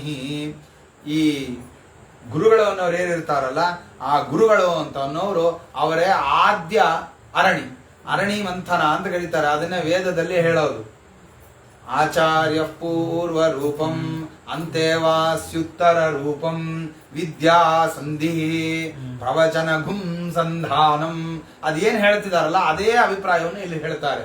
ಆಚಾರ್ಯ ಅನ್ನುವರು ಕೆಳಗಡೆ ಇರುವಂತಹ ಕೆಳಗಡೆ ಇರುವ ಅರಣಿ, ಅದರ ಮೇಲ್ಗಡೆ ಅಂತೆವಾಸಿ ಅಂದ್ರೆ ಶಿಷ್ಯನಾದವನು, ಅವನು ಉತ್ತರ ಅರಣಿ, ಆ ಮೇಲ್ಗಡೆ ಇರುವವನು. ಇವರಿಬ್ಬರ ಏನು ಮಥನ ಇದೆಯಲ್ಲ ಅದೇನೆ ವಿದ್ಯಾ ಪ್ರವಚನ ಅನ್ನೋದು. ಏನು ಗುರುಗಳು ಪಾಠ ಹೇಳ್ಕೊಡ್ತಾರಲ್ಲ ಆ ಪ್ರವಚನ ಅನ್ನೋದೇ ಸಂಧಾನ, ಅದೇ ಅರಣಿ ಮಂಥನ. ಅಲ್ಲಿ ಬರುವಂತಹದ್ದೇನಿದೆಯಲ್ಲ ಬೆಂಕಿ, ಅದು ಯಾವುದು? ವಿದ್ಯಾ ವನ್ನಿ. ಆ ವಿದ್ಯಾ ಅನ್ನೋದೇ ಅಲ್ಲಿ ಬರುವಂತಹ ವನ್ನಿ. ಹೀಗೆ ಆಚಾರ್ಯರಿಂದ ಆ ವಿದ್ಯಾವನ್ನು ಸಂಪಾದನೆ ಮಾಡಿಕೊಳ್ಬೇಕು. ಆ ವಿದ್ಯಾ ಅನ್ನೋದೇನಿದೆ ಇದು ನನ್ನನ್ನು ತಿಳಿಸಿಕೊಡುವಂತಹ ವಿದ್ಯಾ. ಹೀಗೆ ಬರಬೇಕು ಅಂತ ಪರಮಾತ್ಮನ ಅಭಿಪ್ರಾಯ. ಬೆಂಕಿ ಕಡ್ಡಿಗೆ ಇರಿದ್ರು ಬೆಂಕಿ ಬರುತ್ತೆ, ಆ ಬೆಂಕಿ ಪ್ರಯೋಜನ ಅಲ್ಲ. ಬೆಂಕಿ ಬರಬೇಕು, ಅದು ಶುದ್ಧವಾದ ಯಜ್ಞದ ಬೆಂಕಿ ಆಗಬೇಕು ಅಂತಂದ್ರೆ ಅದು ಅರಣಿ ಮಂಥನ ಮಾಡಿಯೇನೆ ಬರಬೇಕು ಆ ವನ್ನಿ ಹೊರಗಡೆಗೆ. ಅಂಥ ವನ್ನಿಯಲ್ಲಿ ನಾವು ಹೋಮಾದಿಗಳನ್ನ ಮಾಡಿದರೇನೆ ಅದು ಸರಿಯಾಗಿ ಪರಮಾತ್ಮನಿಗೆ ಹೋಗಿ ಮುಟ್ಟೋದು. ಪೋಸ್ಟ್ ಸಿಸ್ಟಮ್ ಹಳೆ ಕಾಲದಲ್ಲಿ ಇತ್ತು. ಆ ಪೋಸ್ಟ್ ಸಿಸ್ಟಮ್ ಅನ್ನೋದು ಕರೆಕ್ಟ್ ಅಡ್ರೆಸ್ ಬರೆದು ಪೋಸ್ಟ್ ಬಾಕ್ಸ್ ಅಲ್ಲಿ ಹಾಕಿದ್ರೆ ಅಷ್ಟೇನೆ ಅದು ಹೋಗತ್ತೆ. ನಾವು ಅಡ್ರೆಸ್ ಸರಿಯಾಗೇ ಬರೆದಿರ್ಬೋದು, ಅಂದ್ರೆ ಹವಿಸ್ ಹಾಕೋದು ಮಂತ್ರ ಹೇಳೋದು ಕರೆಕ್ಟಾಗೇ ಮಾಡಿದ್ರು ಅದನ್ನ ಎಲ್ಲಿ ಹಾಕಬೇಕೋ ಅಲ್ಲಿ ಕರೆಕ್ಟಾಗಿ ಹಾಕಬೇಕಲ್ವಾ. ಎಲ್ಲೋ ತಗೊಂಡೋಗಿ ಹಾಕಿದ್ರೆ ಪೋಸ್ಟ್ ಬಾಕ್ಸ್ ಅಲ್ಲಿ ಹಾಕಬೇಕಾಗಿರೋದು ಅದನ್ನು ತಗೊಂಡೋಗಿ ಯಾರ್ದೋ ಕೈಯಲ್ಲೋ ಇತ್ಯಾದಿಗಳಲ್ಲೋ ಕೊಟ್ಟರೆ ಅದು ಹೇಗೆ ಹೋಗತ್ತಾ? ಅದು ಹಾಗೆ ಯಾವ ಅಗ್ನಿಯಲ್ಲಿ ನಾವು ಹವಿಷ್ಯನ್ನ ಕೊಡಬೇಕು ಅನ್ನೋದು ಬಹಳ ಮುಖ್ಯ. ಆ ಶುದ್ಧವಾದ ಅಗ್ನಿಯಲ್ಲಿ ಕೊಡಬೇಕು. ಹೇಗೋ ಹಾಗೆ ವಿದ್ಯಾ ಅನ್ನೋದು ಪುಸ್ತಕ ಓದ್ಕೊಂಡ್ರು ಬರುತ್ತೆ. ಕನ್ನಡ ಟ್ರಾನ್ಸ್ಲೇಷನ್ ಇಲ್ಲ ನಮ್ಮ ಪ್ರಾಕೃತ ಭಾಷಾದಲ್ಲಿ ಏನು ಟ್ರಾನ್ಸ್ಲೇಷನ್ಗಳಾಗಿರುತ್ತೆ ಅದನ್ನು ಓದ್ಕೊಂಡ್ರು ಬರ್ಬೋದು ವಿದ್ಯಾ. ಆದ್ರೆ ಆ ಬಂದ ವಿದ್ಯಾ ಏನಿರುತ್ತಲ್ಲ ಅದು ವಿದ್ಯಾ ಅಂತ ಕರೆಸ್ಕೊಳ್ಳೋದಿಲ್ಲ. ವಿದ್ಯಾ ಅಂದ್ರೆ ಏನು ಅಂತಂದ್ರೆ ವಿದ್ಯಾತ್ಮನಿ ವಿಧಾಬೋಧ. ವಿದ್ಯಾ ಅಂದ್ರೆ ಆತ್ಮನಿ ವಿಧಾಬೋಧ. ಪರಮಾತ್ಮನಲ್ಲಿ ಶುದ್ಧವಾದ ಭೇದ ಜ್ಞಾನವನ್ನ ಯಾವುದು ಕೊಡುತ್ತೋ ಅದು ವಿದ್ಯಾ. ಅದು ವಿದ್ಯಾ ಅಂತ ಯಾವಾಗ ಆಗತ್ತೆ ಅಂತಂದ್ರೆ ಅದು ಗುರುಗಳ ಮುಖದಿಂದ ಉಪದಿಷ್ಟವಾದ್ರಷ್ಟೇನೆ ಅದು ವಿದ್ಯಾ ಅಂತ ಆಗುತ್ತೆ. ಅದಕ್ಕೆ ಶ್ರೀಮದಾಚಾರ್ಯರ ವಾಕ್ಯ ತದ್ವಿಜ್ಞಾನಾರ್ಥಂ ಸ ಗುರುಮೇವ ಅಭಿಗಚ್ಚೇತು ಸಮಿತ್ಪಾಣಿ ಶ್ರೋತ್ರಿಯಂ ಬ್ರಹ್ಮನಿಷ್ಠಂ ಅಂತ ಬ್ರಹ್ಮಸೂತ್ರ ಭಾಷ್ಯದಲ್ಲಿ ಬರೀಬೇಕಾದ್ರೆ ಶ್ರೀಮದಾಚಾರ್ಯ ಅದನ್ನ ಸ್ಪಷ್ಟವಾಗಿ ಉಲ್ಲೇಖ ಮಾಡ್ತಾರೆ. ಗುರುಗಳನ್ನೇ ಉಪಸತ್ತಿ ಮಾಡಬೇಕು. ಅದಕ್ಕೆ ತಾವೂನು ವೇದವ್ಯಾಸ ದೇವರನ್ನು ಉಪಸತ್ತಿ ಮಾಡಿ ತೋರಿಸಿ ಅಚ್ಯುತ ಪ್ರೇಕ್ಷಾಚಾರ್ಯರ ಶಿಷ್ಯರಾಗಿ ಅಲ್ಲಿ ಉಪಸತ್ತಿ ಮಾಡಿ ಸಾಂದೀಪಿನ್ಯ ಇವರು ಪೂಗವನಾಚಾರ್ಯರು ಅವರ ಹತ್ರ ಹೋಗಿ ಶಿಷ್ಯವೃತ್ತಿಯನ್ನ ಮಾಡಿ ತೋರಿಸಿ ವಿದ್ಯಾ ಹೀಗೆ ಸಂಪಾದನೆ ಮಾಡಬೇಕು ಅನ್ನೋದನ್ನ ತೋರಿಸಿ ಕೊಟ್ಟವರು ಶ್ರೀಮದಾಚಾರ್ಯ. ಹಾಗೆ ಬರ್ಬೇಕು ವಿದ್ಯೆ. ಆವಾಗಲೇ ಆ ವಿದ್ಯಾ ಅದು ಪರಮಾತ್ಮನ ತತ್ವಜ್ಞಾನ ರೂಪವಾಗಿ ಅದು ನಮ್ಮ ಮೋಕ್ಷದ ಸಾಧನೆಗೆ ಅದು ಸಾಧಕವಾಗದು. ಇಲ್ಲದಿದ್ರೆ ಅದು ಸಾಧಕವಾಗೋದಿಲ್ಲ. ಮೋಕ್ಷ ಸಾಧನೆ ಆಗಬೇಕು ವಿದ್ಯಾದಿಂದ. ನಮ್ಮ ಈ ಪ್ರತಿಬಂಧಕ ಸಂಸಾರದ ನಿವೃತ್ತಿ ಆಗಬೇಕು. ಅದಾಗಬೇಕು ಅಂದ್ರೆ ಅದು ಆ ಒಂದು ರೀತಿಯಲ್ಲೇ ಆಗಬೇಕು. ಅದಕ್ಕೆ ಪ್ರವಚನಂ ವಿದ್ಯಾವನ್ನಿಹಿ. ಪರಮಾತ್ಮ ಕೊನೆ ಹೇಳ್ತಾನೆ ಸುಖಾವಹ. ಸುಖವನ್ನ ಕೊಡುವುದು ಅದೇ ವಿದ್ಯಾ. ಆದ್ರಿಂದ ಗುರುಗಳ ಮುಖಾಂತರವಾಗಿ ವಿದ್ಯಾವನ್ನು ಸಂಪಾದನೆ ಮಾಡಬೇಕು ಅಂತ ಪರಮಾತ್ಮ ಹೇಳ್ತಾನೆ. ಯಾಕೆ ಅಂದ್ರೆ ಈ ಕರ್ಮ ಅನ್ನೋದೇನಿದೆ ಜ್ಞಾನದಿಂದ ಮೋಕ್ಷ ಆಗತ್ತೆ. ಈ ಜ್ಞಾನದಿಂದ ಮೋಕ್ಷ ಆಗೋದು ಅನ್ನೋದು ಅದು ಶಾಶ್ವತವಾದ ಸುಖ, ಜ್ಞಾನದಿಂದ ಬರುವಂತಹದ್ದು. ಕರ್ಮದಿಂದ ಬರುವಂತಹದ್ದು ಏನಿರುತ್ತೆ ಇದು ಶಾಶ್ವತವಾದ ಸುಖವನ್ನ ಕೊಡೋದಿಲ್ಲ. ಕರ್ಮದಿಂದ ಸ್ವರ್ಗಾದಿಗಳ ಪ್ರಾಪ್ತಿ ಆಗತ್ತೆ. ಆ ಸ್ವರ್ಗಾದಿಗಳು ಏನಪ್ಪಾ, ಎಷ್ಟು ದಿವಸ ಇರುತ್ತೆ ಆ ಸ್ವರ್ಗ ಅಂತಂದ್ರೆ ತಾವತ್ ಪ್ರಮೋದತೆ ಸ್ವರ್ಗೆ. ಎಷ್ಟು ದಿವಸ ಸ್ವರ್ಗ? ಯಾವತ್ತು ಪುಣ್ಯಂ ಸಮಾಪ್ಯತೆ. ಎಲ್ಲಿ ತನಕ ನಮ್ಮ ಹತ್ರ ಪುಣ್ಯ ಇರುತ್ತೆ ಅಲ್ಲಿ ತನಕ ನಮಗಲ್ಲಿ ಒಳ್ಳೆ ಟ್ರೀಟ್ಮೆಂಟ್ ಸಿಗತ್ತೆ. ಕ್ರೆಡಿಟ್ ಕಾರ್ಡ್ ಅಲ್ಲಿ ಲಿಮಿಟ್ ಇರೋ ತನಕ ನಮ್ಮನ್ನು ಚೆನ್ನಾಗಿ ನೋಡ್ಕೊಳ್ತಾ ಇರ್ತಾರೆ. ಆ ಕ್ರೆಡಿಟ್ ಕಾರ್ಡ್ ಲಿಮಿಟ್ ಎಕ್ಸೀಡ್ ಆಯ್ತು ಅಂತಂದ್ರೆ ಗೆಟ್ ಔಟ್ ಅಂತ ಅವನು ಇನ್ನು ಮುಂದೆ ನಮ್ಮನ್ನ ಒಳಗಡೆ ಇಟ್ಕೊಳ್ಳೋದಿಲ್ಲ ಅವನು. ಹಾಗೇನೆ ಸ್ವರ್ಗದಲ್ಲೂ ಅಷ್ಟೇನೆ, ಯಾವತ್ ಪುಣ್ಯಂ, ನಮ್ಮ ಪುಣ್ಯ ಎಷ್ಟು ತನಕ ಇರುತ್ತೋ ಅಷ್ಟೇ, ಅದ್ರ ಮೇಲೆ ಒಂದು ಕ್ಷಣ ಎಕ್ಸ್ಟ್ರಾ ಇರ್ತೀವಿ ಅಂತಂದ್ರು ಆ ದೇವತೆಗಳು ಬಿಡೋದಿಲ್ಲ, ಸತ್ಯವಾಗಿ ಜಾಡಿಸಿ ಒದಿತಾರೆ ನಮ್ಮನ್ನ. ಅಲ್ಲಿ ಪುಣ್ಯ ಖಾಲಿ ಆಗೋ ತನಕ ನಮ್ಗೆಲ್ಲ ಇರತ್ತೆ, ಅಲ್ಲಿ ಏನ್ ಬೇಕಾದ್ರೆ ಕೇಳಿದ್ದು ಸಿಗತ್ತೆ, ಎಲ್ಲ ಸಿಗ್ತಾ ಇರತ್ತೆ. ಪುಣ್ಯ ಮುಗಿದಿದ ತಕ್ಷಣ ಜಾಡಿಸಿ ಒದಿತಾರೆ ನಮ್ಮನ್ನ ಅಲ್ಲಿಂದ, ಸ್ವರ್ಗದಿಂದ. ಕ್ಷೀಣ ಪುಣ್ಯ, ಅದನ್ನೇ ಹೇಳ್ತಾರೆ, ಕ್ಷೀಣ ಪುಣ್ಯ, ಯಾರಿನ ಪುಣ್ಯ ಕ್ಷೀಣವಾಗತ್ತೋ ಅವನು ಏನಾಗ್ತಾನೆ, ಪತತಿ ಅರ್ವಾಕ್, ತಲೆ ಕೆಳಕಾಗಿ ಬಿದ್ದೋಗ್ತಾನೆ ಅವನು, ಉಲ್ಟ ಬಿಸಾಕ್ತಾರೆ, ಮೇಲಿಂದ ಎತ್ತಿ ಬಿಸಾಕ್ಬಿಡ್ತಾರೆ, ಒದ್ದು ತಲೆ ಕೆಳಕಾಗಿ ಬೀಳ್ತಾನೆ. ಪತತಿ ಅರ್ವಾಕ್ ಅನಿಚ್ಛನ್ ಕಾಲ ಚಾಲಿತ, ಅನಿಚ್ಛನ್, ಅವ್ನಿಗೆ ಇಚ್ಛೆ ಇಲ್ಲದೆ ಇದ್ರು ಹೋಗಕ್ ಇಷ್ಟ ಇಲ್ಲ, ಯಾರು ಕೇಳಲ್ಲ ಅವನು, ಎತ್ತಿ ಬಿಸಾಕ್ತಾರೆ ಮೇಲಿಂದ. ಆದ್ರಿಂದ ಈ ಸ್ವರ್ಗವನ್ನ ಅಪೇಕ್ಷಿಸಿಕೊಂಡು ಸ್ವರ್ಗ ಸಿಗತ್ತೆ ಅನ್ನುವಂತಹ ಅಪೇಕ್ಷೆಯಿಂದ ಕರ್ಮವನ್ನ ಮಾಡಬಾರದು. ಪರಮಾತ್ಮನ ಪ್ರೀತಿಗೋಸ್ಕರವಾಗಿ ಮಾಡಿದ್ರೆ ಅನಂತ ಫಲದಾಯಕವಾದಂತಹ ಮೋಕ್ಷವನ್ನ ಪರಮಾತ್ಮ ಕೊಡ್ತಾನೆ. ಆದ್ರಿಂದ ಆ ಅಭಿಪ್ರಾಯದಲ್ಲಿ ಕರ್ಮಾಚರಣೆಯನ್ನ ಮಾಡಬೇಕು. ಕರ್ಮಾಚರಣೆ ಅನ್ನೋದು ಅತ್ಯಂತ ಅವಶ್ಯಕ, ಕರ್ಮ ಮಾಡಲೇಬೇಕು. ಯಾವುದು ಸ್ವಹಿತವಾದ ವರ್ಣ, ಅದಕ್ಕೆ ಫಸ್ಟ್ ದೇವರು ಹೇಳಿದ್ದು ವರ್ಣಾಶ್ರಮ ಕುಲಾಚಾರಂ, ವರ್ಣಾಶ್ರಮ ಕುಲಾಚಾರವನ್ನ ಮಾಡಲೇಬೇಕು. ಮಾಡಬೇಕಾದ್ರೆ ನಿಷ್ಕಾಮತ ಅನ್ನೋದು ತುಂಬಾ ಮುಖ್ಯ ಅಂತ ಪರಮಾತ್ಮ ಹೇಳ್ದ. ಏನು ನಾನು ನನ್ನನ್ನ ಕುರಿತು ಪೂಜೆ ಮಾಡು, ನನ್ನನ್ನ ಕುರಿತು ಅರ್ಪಣೆ ಮಾಡು ಅಂತ ನಾನು ಹೇಳ್ತೀನಲ್ಲ, ನೀ ಏನ್ ಅನ್ಕೊಂಡಿದ್ದಿ, ಯಾತಕ್ಕೆ ನಾನು ನನಗೋಸ್ಕರ ಅರ್ಪಣೆ ಮಾಡು ಅಂತ ಇದ್ದೀನಿ ಅಂತಂದ್ರೆ, ಲೋಕಾನಾಂ ಲೋಕಪಾಲಾನಾಂ ಮದ್ಭಯಂ ಕಲ್ಪಜೀವಿನಾಂ, ಈ ಎಲ್ಲ ಏನಿದ್ದಾರೆ, ಈ ಬ್ರಹ್ಮ ರುದ್ರ ಇಂದ್ರ ಇವರೆಲ್ಲ ಏನಿದಾರಲ್ಲ, ಇವ್ರುಗಳೆಲ್ಲ ನಮಗೆ ಬೇಕಾದದ್ದನ್ನು ಕೊಡ್ತಾರೆ ಅಂತ ಅನ್ನಿಸ್ಬೋದು. ಈ ಇಂದ್ರದೇವರನ್ನ ಆರಾಧನೆ ಮಾಡಿದ್ರೆ ಇಂದ್ರದೇವರು ನಮಗೆ ಸ್ವರ್ಗ ಕೊಡ್ತಾರೆ, ಹೌದು. ಆದ್ರೆ ಅವ್ರಿಗೂ ಒಂದು ಲಿಮಿಟೇಷನ್ಸ್ ಇದೆ. ಅವರು ಒಬ್ಬರ ಅಧೀನವಾಗಿ ಕೂತ್ಕೊಂಡಿದ್ದಾರೆ. ಯಾರವರು? ಮದ್ಭಯಂ, ಅವರಿಗೆ ನನ್ನ ಭಯ ಅನ್ನೋದಿದೆ ಅವರಿಗೆ. ಅವರು ಕಲ್ಪಜೀವಿನ, ಅವರು ಲಿಮಿಟೆಡ್ ಪೀರಿಯಡ್ ಅಲ್ಲಿ ಇರ್ತಾರೆ, ಅವ್ರು ಅಷ್ಟೇ. ಅವ್ರದ್ದು ಎಷ್ಟು ಪರಮಾವಧಿ ಅಂದ್ರೆ ಒಂದು ಬ್ರಹ್ಮಕಲ್ಪ ಅಷ್ಟೇ ಅವ್ರ ಜೀವನ.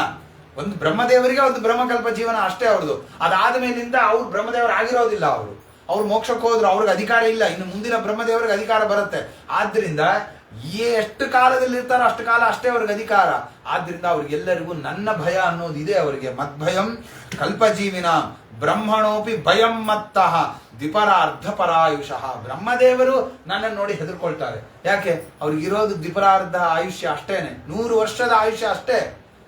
ಆ 100 ವರ್ಷದಲ್ಲಿ ಅವ್ರು ಸಾಧನೆ ಮಾಡಬೇಕು. ಆ ಭಯ ಅವ್ರಿಗೂ ಇದೆ, ಬ್ರಹ್ಮದೇವರಿಗೂ ನನ್ನ ಭಯ ಇದೆ. ಗುಣ ಸೃಜಂತಿ ಕರ್ಮಾಣಿ ಕಾಲೋನು ಸೃಜತೆ ಗುಣಾನ್ ಜೀವಸ್ತು ಗುಣ ಸಂಯುಕ್ತ ಭುಂಕ್ತೆ ಕರ್ಮ ಫಲಾನ್ಯಸೌ. ಈ ಜೀವ ಏನಿದಾನೆ ಈ ಕರ್ಮಫಲವನ್ನ ಭೋಗ ಮಾಡ್ತಾನೇ ಇರ್ತಾನೆ, ಅದು ಮುಗಿಯೋದೇ ಇಲ್ಲ. ಆಯ್ತು ಇಷ್ಟು ಭೋಗ ಮಾಡಿದ್ವಿ ಖಾಲಿ ಆಯ್ತು ಅನ್ನೋದು ಇರೋದಿಲ್ಲ, ಬರ್ತಾನೇ ಇರತ್ತೆ. ಯಾಕೆ? ಗುಣಾಹ ಸೃಜಂತಿ ಕರ್ಮಾಣಿ.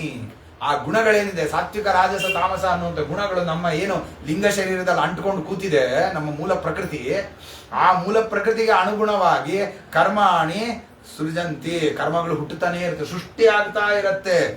ಕಾಲೋನು ಸೃಜತೆ ಗುಣ. ಆ ಗುಣಗಳನ್ನ ಯಾರಪ್ಪ ಸೃಷ್ಟಿ ಮಾಡ್ತಾರೆ? ಅದು ಯಾರ ಅಧೀನ? ಅದು ಕಾಲದ ಅಧೀನವಾಗಿ ಕೂತ್ಕೊಂಡಿದೆ. ಕಾಲಕ್ಕನುಗುಣವಾಗಿ ಗುಣಗಳು ಸತ್ವ ಉನ್ನಾಹ ಆಯಿತು, ಸತ್ವ ಜಾಸ್ತಿ ಆಯಿತು, ಸತ್ಕರ್ಮಗಳ ಅನುಷ್ಠಾನ ಆಗುತ್ತೆ. ತಮೋ ಗುಣ ಪ್ರಚುರ ಆಯಿತು, ದುಷ್ಟಕರ್ಮಗಳ ಕಾರ್ಯ ಆಗುತ್ತೆ. ಅದರಿಂದ ಕಾಲಕ್ಕನುಗುಣವಾಗಿ ಕರ್ಮಗಳ ಗುಣದಲ್ಲಿ ವ್ಯತ್ಯಾಸಗಳಾಗುತ್ತೆ. ಗುಣ ವ್ಯತ್ಯಾಸದಿಂದ ಕರ್ಮಗಳು ಹುಟ್ಟತ್ತೆ.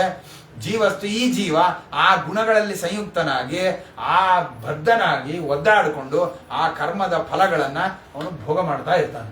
ಅದು ಪರಿಹಾರ ಆಗೋದೇ ಇಲ್ಲ. ಆದ್ರಿಂದ ಕರ್ಮ ನಿರ್ಹಾರ ನಾ ಆತ್ಯಂತಿಕ ಮಿಹೋಚ್ಯತೆ ಅಂತ ಹಿಂದೆ ಏನು ಶುಕಾಚಾರ್ಯರು ಹೇಳಿದ್ದಾರೆ. ಕರ್ಮ ಮಾಡಿ ಮಾಡಿ ಮಾಡಿ ನಾವು ಕರ್ಮವನ್ನ ಕಳ್ಕೊಳ್ತೀವಿ, ನಮ್ಮ ಪ್ರಾರಬ್ಧವನ್ನು ಮುಗಿಸ್ಕೊಳ್ತೀವಿ, ಮೋಕ್ಷ ಸಾಧನೆ ಮಾಡ್ಕೊಳ್ತೀವಿ ಅಂದ್ರೆ ಆಗೋದಿಲ್ಲ. ಹಾಗಂತ ಕರ್ಮ ಬಿಟ್ರು ಆಗೋದಿಲ್ಲ. ಕರ್ಮ ಮಾಡ್ತಿರ್ಬೇಕು, ಆದ್ರೆ ಆ ಕರ್ಮ ನಿಷ್ಕಾಮವಾಗಿ ಮಾಡ್ತಾ ಇರಬೇಕು. ಪರಮಾತ್ಮನ ಆಶ್ರಯಿಸಿಕೊಂಡು ಪರಮಾತ್ಮನ ಅರ್ಪಣ ಬುದ್ಧಿಯಿಂದ ಮಾಡ್ತಾ ಇದ್ದಾಗ ಅದೇ ಕರ್ಮ ಅದು ಮೋಕ್ಷ ಸಾಧಕವಾಗತ್ತೆ. ಮತ್ತೆ ಮತ್ತೆ ಅದು ಇನ್ನೊಂದು ಕರ್ಮದ ಉತ್ಪತ್ತಿಗೆ ಕಾರಣವಾಗದೇ ಇರುತ್ತೆ. ಇದೇ ಉಪಾಯ ಉದ್ಧವ, ಇದೇ ಮುಖ್ಯವಾದ ತತ್ವಜ್ಞಾನ. ಹೇಗೆ ನಮ್ಮ ಈ ಸಂಸಾರದಿಂದ ಹೊರಗೆ ಹೋಗಬೇಕು ಅಂದ್ರೆ ಅದಕ್ಕಿರೋ ಉಪಾಯ ಇದೊಂದೇ. ಏನು? ನಿಷ್ಕಾಮವಾಗಿ ಕರ್ಮಾಚರಣೆಯನ್ನ ಮಾಡೋದು. ಅದನ್ನೇ ಋಷಭನಾಮಕ ಹೇಳಿದ್ದು ಏನು ಅಂತಂದ್ರೆ ವಿಧರ್ಮ ಅಚ್ಚ ನಿವರ್ತನಂ ಸ್ವಧರ್ಮಾಚರಣಂ ಶಕ್ತಿಯ ವಿಧರ್ಮ ಅಚ್ಚ ನಿವರ್ತನಂ. ವಿಧರ್ಮ ಅಂತಂದ್ರೆ ಇದೆ ಯಾವುದು? ಸಕಾಮವಾದ ಕರ್ಮಾಚರಣೆ. ಅದರಿಂದ ದೂರ ಬರೋದೇನೇನೆ ನಮಗೆ ಮೋಕ್ಷ ಮಾರ್ಗ ಅಂತ ಪರಮಾತ್ಮ ಹೇಳ್ತಾನೆ. ಇಷ್ಟಾದ ಉದ್ದವನಿಗೆ ಸಂಶಯ ಬರುತ್ತೆ, ಸ್ವಾಮಿ ನೀನು ಆ ಗುಣಗಳ ಜೊತೆನಲ್ಲೇ ಇರ್ತೀಯ, ಗುಣಗಳ ಒಳಗಡೆನೇ ಇರ್ತೀಯ, ಆ ಜೀವನ ಜೊತೆನಲ್ಲೇ ಇರ್ತೀಯ. ಜೀವ ಎಲ್ಲಿರ್ತಾನೆ? ದೇಹದಲ್ಲಿರ್ತಾನೆ. ನೀನೆಲ್ಲಿರ್ತೀಯ? ನೀನು ಅಲ್ಲೇ ಇರ್ತೀಯ. ಜೀವನಿಗೆ ಮಾತ್ರ ಆ ದೇಹದಿಂದ ಜನ್ಯವಾದಂತಹ ಕರ್ಮಫಲಾದಿಗಳು, ಅದರ ಒಂದು ಬಂಧನ ಎಲ್ಲ ಅವನಿಗೆ, ಅವನು ಅಲ್ಲೇ ಇದ್ದಾನೆ, ನೀನು ಅಲ್ಲೇ ಇದೆಯಾ. ಆದ್ರೆ ನಿನಗೆ ಮಾತ್ರ ಯಾವ ಬಂಧನನೂ ಇಲ್ಲ, ನಿನಗೇನು ಸಂಘ ಇಲ್ಲ, ಏನೂ ಇಲ್ಲ. ಗುಣೈರ್ನ ಬದ್ಧತೆ, ಅದೇಹಿ, ದೇಹದಲ್ಲಿರ್ತೀಯ ಆದ್ರೆ ನೀನು ಅದೇಹಿ, ಅದೇ ಜೀವ ದೇಹದಲ್ಲಿರ್ತಾನೆ, ಅವನು ದೇಹಿ. ಇದೆಯಾ? ಹೆಂಗೆ ಬಂತಿದು?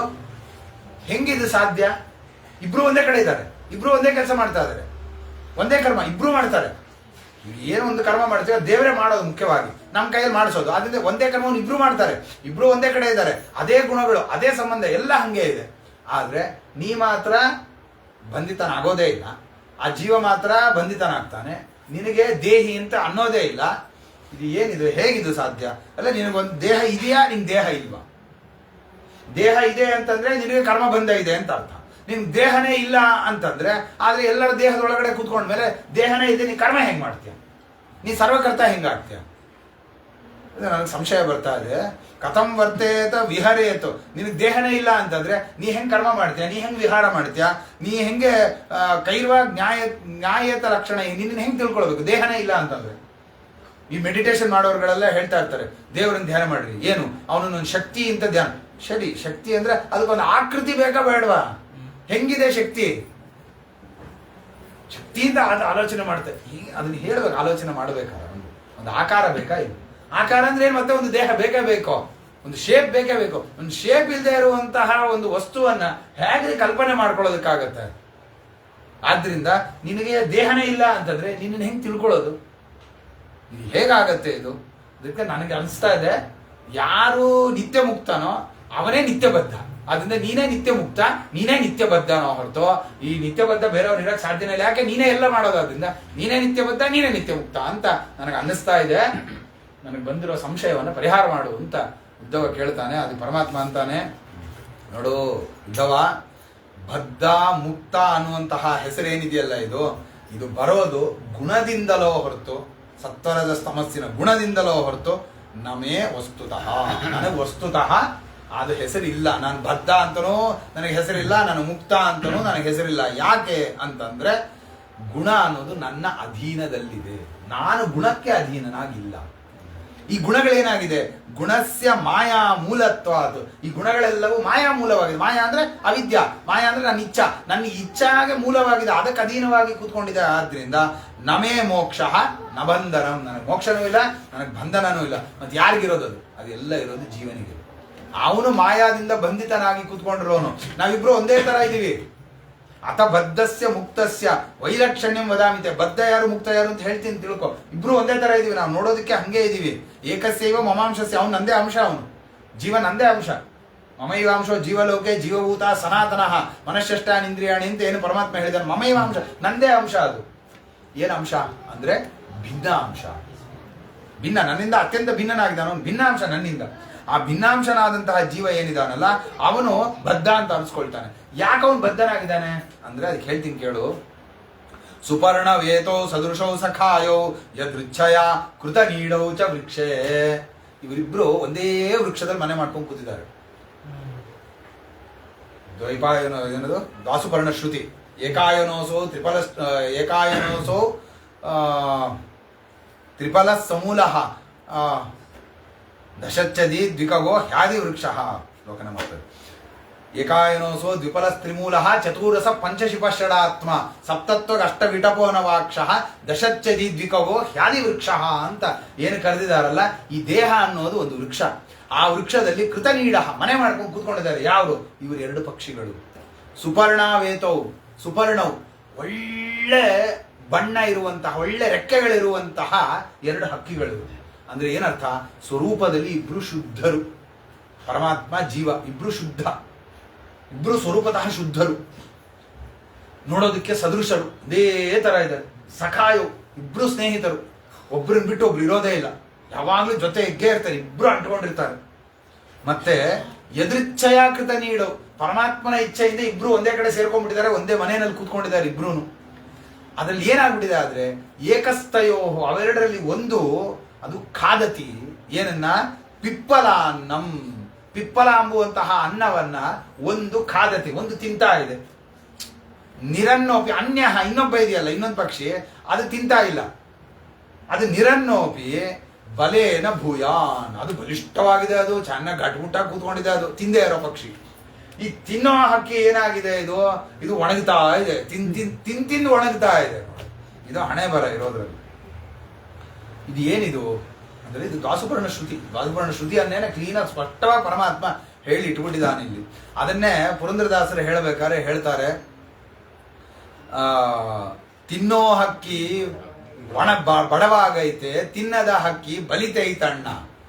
ಸುಳ್ಳಲ್ಲ ಇದು ಕೇಳೋ ತಮ್ಮ, ದ್ವಾಸುಪರ್ಣದ ಶ್ರುತಿಯಲ್ಲೈತೆ. ದ್ವಾಸುಪರ್ಣದ ಶ್ರುತಿಯಲ್ಲಿರುವಂತಹದ್ದು ಇದು ಏನಾಗಿದೆ, ಇವರಿಬ್ರು ಒಂದೇ ತರ, ಒಂದೇ ಸಜಾತಿಯರು, ಪರಮಾತ್ಮನಿಗೆ ಸದೃಶರಾಗಿದ್ದಾನೆ ಜೀವ. ಏನಾಗಿದೆ, ಆ ಪಿಪ್ಪಲ ತಿಂತಾನಲ್ಲ ಇವನು, ಆ ತಿನ್ನೋದ್ರಿಂದ ತಾನು ಒದ್ದಾಡ್ತಾ ಇರೋದು. ಅವನು ಯಾಕೆ ತಿಂತಾನೆ? ಅವಿದ್ಯೆಯ ಅಂಧ, ಅವನು ಅವಿದ್ಯಾದಿಂದ ಕುರುಡನಾಗ್ಬಿಟ್ಟಿದ್ದಾನೆ. ಯಾರು? ಜೀವ. ಆ ಅವಿದ್ಯಾ ಅಂತಂದ್ರೆ ಮೋಹ, ಅಜ್ಞಾನ, ಅದರಿಂದ ಕುರುಡನಾಗಿದ್ದಾನೆ. ಅವನು ಏನ್ ಮಾಡ್ಬೇಕು ಗೊತ್ತೇ ಆಗ್ತಾನೆ, ಅವನು ಜ್ಞಾನವೇ ಇಲ್ಲ. ಆದ್ರಿಂದ ಸತು ನಿತ್ಯಬದ್ಧ, ಅದಕ್ಕೆ ಅವನು ನಿತ್ಯಬದ್ಧನಾಗಿದ್ದಾನೆ. ವಿದ್ಯಾಮಯೋ ಯಹ ಸತು ನಿತ್ಯ ಮುಕ್ತ. ಅದೇ ಜೀವ ಯಾವಾಗ ಅವನಿಗೆ ವಿದ್ಯಾಮಯತ್ವ ಬರುತ್ತೆ, ವಿದ್ಯಾ ಪ್ರಾಪ್ತವಾಗತ್ತೆ, ಅವಾಗ ಅವನೇನಾಗ್ತಾನೆ? ಸತು ನಿತ್ಯ ಮುಕ್ತ, ಅವನು ಮುಕ್ತ ಅಂತ ಆಗಿಬಿಡ್ತಾನೆ ಅವನು.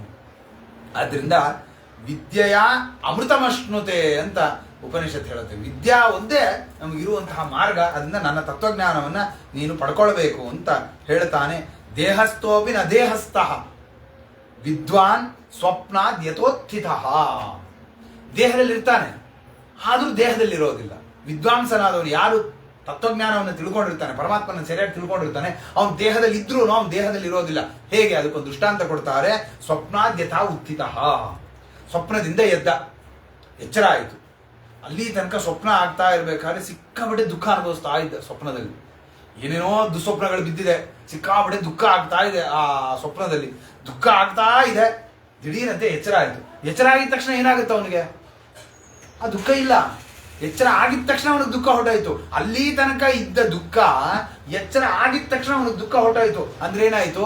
ಸರಿಯಾದ ತತ್ವಜ್ಞಾನ ಬಂದ ತಕ್ಷಣ ಅವನಿಗೆ ಆ ದುಃಖಾದಿಗಳಾಗೋದಿಲ್ಲ. ಅಲ್ಲೇ ಇದ್ದಾನೆ, ಅದೇ ಶರೀರದಲ್ಲೇ ಇದ್ದಾನೆ. ಎಲ್ಲಿ ಸ್ವಪ್ನ ನೋಡ್ತಾ ಇದ್ನೋ ಅಲ್ಲೇ ಇದ್ದಾನೆ ಜೀವ. ಯಾರು ನೋಡ್ತಾ ಇದ್ನೋ ಅವನೇ ಅವನು. ಏನು ವ್ಯತ್ಯಾಸ ಆಗಿಲ್ಲ, ಏನೂ ಚೇಂಜ್ ಆಗಿಲ್ಲ. ವ್ಯತ್ಯಾಸ ಆಗಿದ್ದೆಷ್ಟು? ಅವಸ್ಥಾ ಮಾತ್ರ. ಸ್ವಪ್ನಾವಸ್ಥೆಯಲ್ಲಿದ್ದ ಜಾಗೃತ ಅವಸ್ಥೆಗೆ ಬಂದ. ಹಾಗೆ ಈ ಜೀವ ಬದ್ಧನಾಗೇ ಇರ್ತಾನೆ ಒಳಗಡೆ, ದೇಹದಲ್ಲಿ ಇರೋ ತನಕ. ಎಲ್ಲಿ ತನಕ ಅಂತಂದ್ರೆ ಆ ಅಜ್ಞಾನದ ಅವಸ್ಥಾನಲ್ಲಿ ಇರ್ತಾನೋ ಅಲ್ಲಿ ತನಕ. ಯಾವಾಗ ಅಜ್ಞಾನದ ಅವಸ್ಥಾದಿಂದ ಜ್ಞಾನವನ್ನ ಹೊಂದುತ್ತಾನೆ, ಆ ಜ್ಞಾನ ಹೊಂದಿದ ತಕ್ಷಣ ಅವನು ವಿದ್ವಾನ್, ವಿದ್ಯಾ ಬಂತು ಅಂತಂದ್ರೆ ದೇಹಸ್ಥೋಪಿ ನ ದೇಹಸ್ಥ. ಅವನ ದೇಹದಲ್ಲಿದ್ರೂ ಅವನಿಗೆ ದೇಹದ ಬಂಧಾದಿಗಳು ಯಾವುದೂ ಅವನ ಮೇಲೆ ಏನೂ ಆಗೋದಿಲ್ಲ ಅವನಿಗೆ. ಮತ್ತೆ ಏನಾಗುತ್ತೆ? ಗೃಹ್ಯಮಾನೇಶು ಅಹಂಕುರ್ಯಾತ್ ನ ವಿದ್ವಾನ್ ಯಸ್ತು ಅವಿಕ್ರಿಯ. ಅವನು ಗೃಹ್ಯಮಾನೇಶು ಏನೇನನ್ನು ಗ್ರಹಣ ಮಾಡ್ತಾನೋ, ಏನೇನನ್ನು ತಗೊಳ್ತಾನೋ, ಏನೇನನ್ನ ಮಾಡ್ತಾನೋ ಅಲ್ಲಿ ಏನಾಗಿರ್ತಾನೆ? ಅಹಂಕುರ್ಯಾತ್. ಯಾರು? ಜೀವ, ಅಜ್ಞಾನಿ. ಅಹಂಕುರ್ಯಾತ್, ನಾನ್ ಮಾಡ್ತಾ ಇದ್ದೀನಿ, ನಾನ್ ನೋಡ್ತಾ ಇದ್ದೀನಿ, ಬರೀ ಅದೇ. ಯಾರ್ದು? ಇದು ಅಜ್ಞಾನಿಯ ಹಣೆ ಬರ. ನ ವಿದ್ವಾನ್, ವಿದ್ವಾಂಸ ಆತರ ಮಾಡೋದಿಲ್ಲ. ಜ್ಞಾನಿ ಆದವನ ವಿದ್ವಾಂಸ ಅಂದ್ರೆ ಶಾಸ್ತ್ರ ಓದ್ದವರು ಅಂತ ಅರ್ಥ ಅಲ್ಲ. ವಿದ್ವಾಂಸ ಅಂತಂದ್ರೆ ಪರಮಾತ್ಮನನ್ನ ಸರಿಯಾಗಿ ತಿಳ್ಕೊಂಡವರು ಅಂತ ಅರ್ಥನೋ ಹೊರತು ಅವರಿಗೆ ಆ ವಿದ್ವತ್ ಶಬ್ದ ಅಂದ್ರೆ ಪರಮಾತ್ಮನ ತತ್ವಜ್ಞಾನವನ್ನ ಸರಿಯಾಗಿ ತಿಳಿದಿರುವವರು ಅಂತ ಅದರ ಅರ್ಥ. ಅಥವಾ ವಿಶೇಷವಾಗಿ ಹೇಳಬೇಕು ಅಂದ್ರೆ ಅಪರೋಕ್ಷ ಜ್ಞಾನಿಗಳು ಅಂತ ಅವರನ್ನ ವಿದ್ವಾನ್ ಅಂತ ಕರೀತಾ ಇರೋದು. ಅಂಥವರುಗಳು ಅವರು ಯಾವತ್ತೂ ನಾ ಮಾಡಿದೆ ಅನ್ನುವಂತಹ ಅನುಸಂಧಾನವನ್ನು ಅವ್ರು ಮಾಡ್ಕೊಳ್ಳೋದೇ ಇಲ್ಲ. ಅದರಿಂದ ಏನು ಮಾಡಬೇಕು ನಾನು ಹೇಳ್ತೀನಿ ಕೇಳು. ಈ ಸಂಶಯಗಳು ಇತ್ಯಾದಿಗಳು ಇದೆಲ್ಲ ಬರ್ತಾನೆ ಇರುತ್ತೆ. ಇವುಗಳನ್ನೆಲ್ಲ ಪರಿಹಾರ ಮಾಡಬೇಕಾದ್ರೆ ಜ್ಞಾನ ಎಂಬುವಂತಹ ಒಂದು ಕತ್ತಿಯನ್ನು ತಗೋಬೇಕು, ಜ್ಞಾನದ ಕತ್ತಿ. ಆ ಜ್ಞಾನದ ಕತ್ತಿಯನ್ನ ಚೂಪ್ ಮಾಡಬೇಕು. ಕತ್ತಿ ಮೊಂಡ ಆಗೋಗ್ಬಿಡ್ತು ಅಂತಂದ್ರೆ ಏನ್ ಮಾಡಿದ್ರು ಕತ್ತರಿಸಲ್ಲ, ಅದರಿಂದ ಚೂಪಾಗಿರ್ಬೇಕು. ಅದನ್ನ ಯಾವುದರಿಂದ ಚೂಪ್ ಮಾಡಬೇಕು ಅಂತಂದ್ರೆ ವೈಶಾರದ್ಯಕ್ಷಯ ಅಸಂಗಶಿತಯ. ವೈರಾಗ್ಯ ಮತ್ತೆ ಅಸಂಗ ಎಂಬುವಂತಹ ಎರಡರಿಂದ ಆ ಕತ್ತಿಯನ್ನು ಚೂಪ್ ಮಾಡಬೇಕು. ಯಾವುದು? ಜ್ಞಾನದ ಕತ್ತಿಯನ್ನು. ಜ್ಞಾನಾಸಿನ ಅಂತ. ಆ ಜ್ಞಾನದ ಕತ್ತಿಯನ್ನ ಏನ್ ಮಾಡಬೇಕು? ಈ ಚಿನ್ನ ಸಂಶಯ, ನಮ್ಮ ಸಂಶಯಗಳು ಅಜ್ಞಾನಗಳನ್ನೆಲ್ಲ ಕತ್ತರಿಸಿ ಹಾಕಿ ನನ್ನ ಮಾರ್ಗಕ್ಕೆ ಬರಬೇಕು ನೀನು ಅಂತ ಇಷ್ಟನ್ನ ಪರಮಾತ್ಮ ಉದ್ಧವನಿಗೆ ಉಪದೇಶ ಮಾಡಿದ. ಇಷ್ಟಾದ ಮೇಲೆ ಪರಮಾತ್ಮ ಒಂದು ವಿಷಯವನ್ನು ಹೇಳ್ತಾನೆ ನೋಡು ಉದ್ಧವ, ನ ರೋಧಯತಿ ಮಾಂ ಯೋಗೋ ನ ಸಾಂಖ್ಯಂ ಧರ್ಮ ಏವ ಚ ನ ಸ್ವಾಧ್ಯಾಯ ತಪಸ್ತ್ಯಾಗ ನೇಷ್ಟಾ ಪೂರ್ತೆ ನ ದಕ್ಷಿಣಾ ವ್ರತಾನಿ ಯಜ್ಞಾ ಛಂದಾಂಸಿ ತೀರ್ಥಾನಿ ನಿಯಮ ಯಮಾಹ. ಇವೆಲ್ಲ ಶಬ್ದಗಳು ಒಂದೊಂದು ಪದ ಅರ್ಥ ಆಗಿದೆ ಎಲ್ಲರಿಗೂ. ಇದು ಯಾವುದು ನನ್ನ ಹತ್ರ ತಂದ್ಕೊಡೋದಿಲ್ಲ. ನೀವು ಬೇಕಾದ ದಾನ ಮಾಡ್ರಿ, ಬೇಕಾದ ಯಜ್ಞ ಮಾಡ್ರಿ, ಬೇಕಾದ ವ್ರತ ಮಾಡ್ರಿ, ಏನು ಬೇಕಾದ್ ಮಾಡ್ರಿ, ಇದು ಯಾವುದು ಕೂಡ ನನ್ನನ್ನ ಹೊಂದಿಸೋದಿಲ್ಲ. ನಿಮಗೆ ನನ್ನನ್ನು ಹೊಂದಿಸೋದು ಒಂದೇ, ಯಾವುದು ಅಂತಂದ್ರೆ ಅದು ಭಕ್ತಿ. ಭಕ್ತಿಯಿಂದ ಅಷ್ಟೇ ನಾನು ಸಿಗೋದು ಹೊರತು ಇದು ಯಾವುದು ಬೇರೆದು ಯಾವ್ದು ಭಕ್ತಿ ಇಲ್ಲದ, ಇದಕ್ಕೆಲ್ಲದಕ್ಕೆ ಏನ್ ಮಾಡೋದು? ಭಕ್ತಿ ಇಲ್ಲದ ಈ ಎಲ್ಲ ಕರ್ಮಗಳು ಏನಾಗುತ್ತೆ?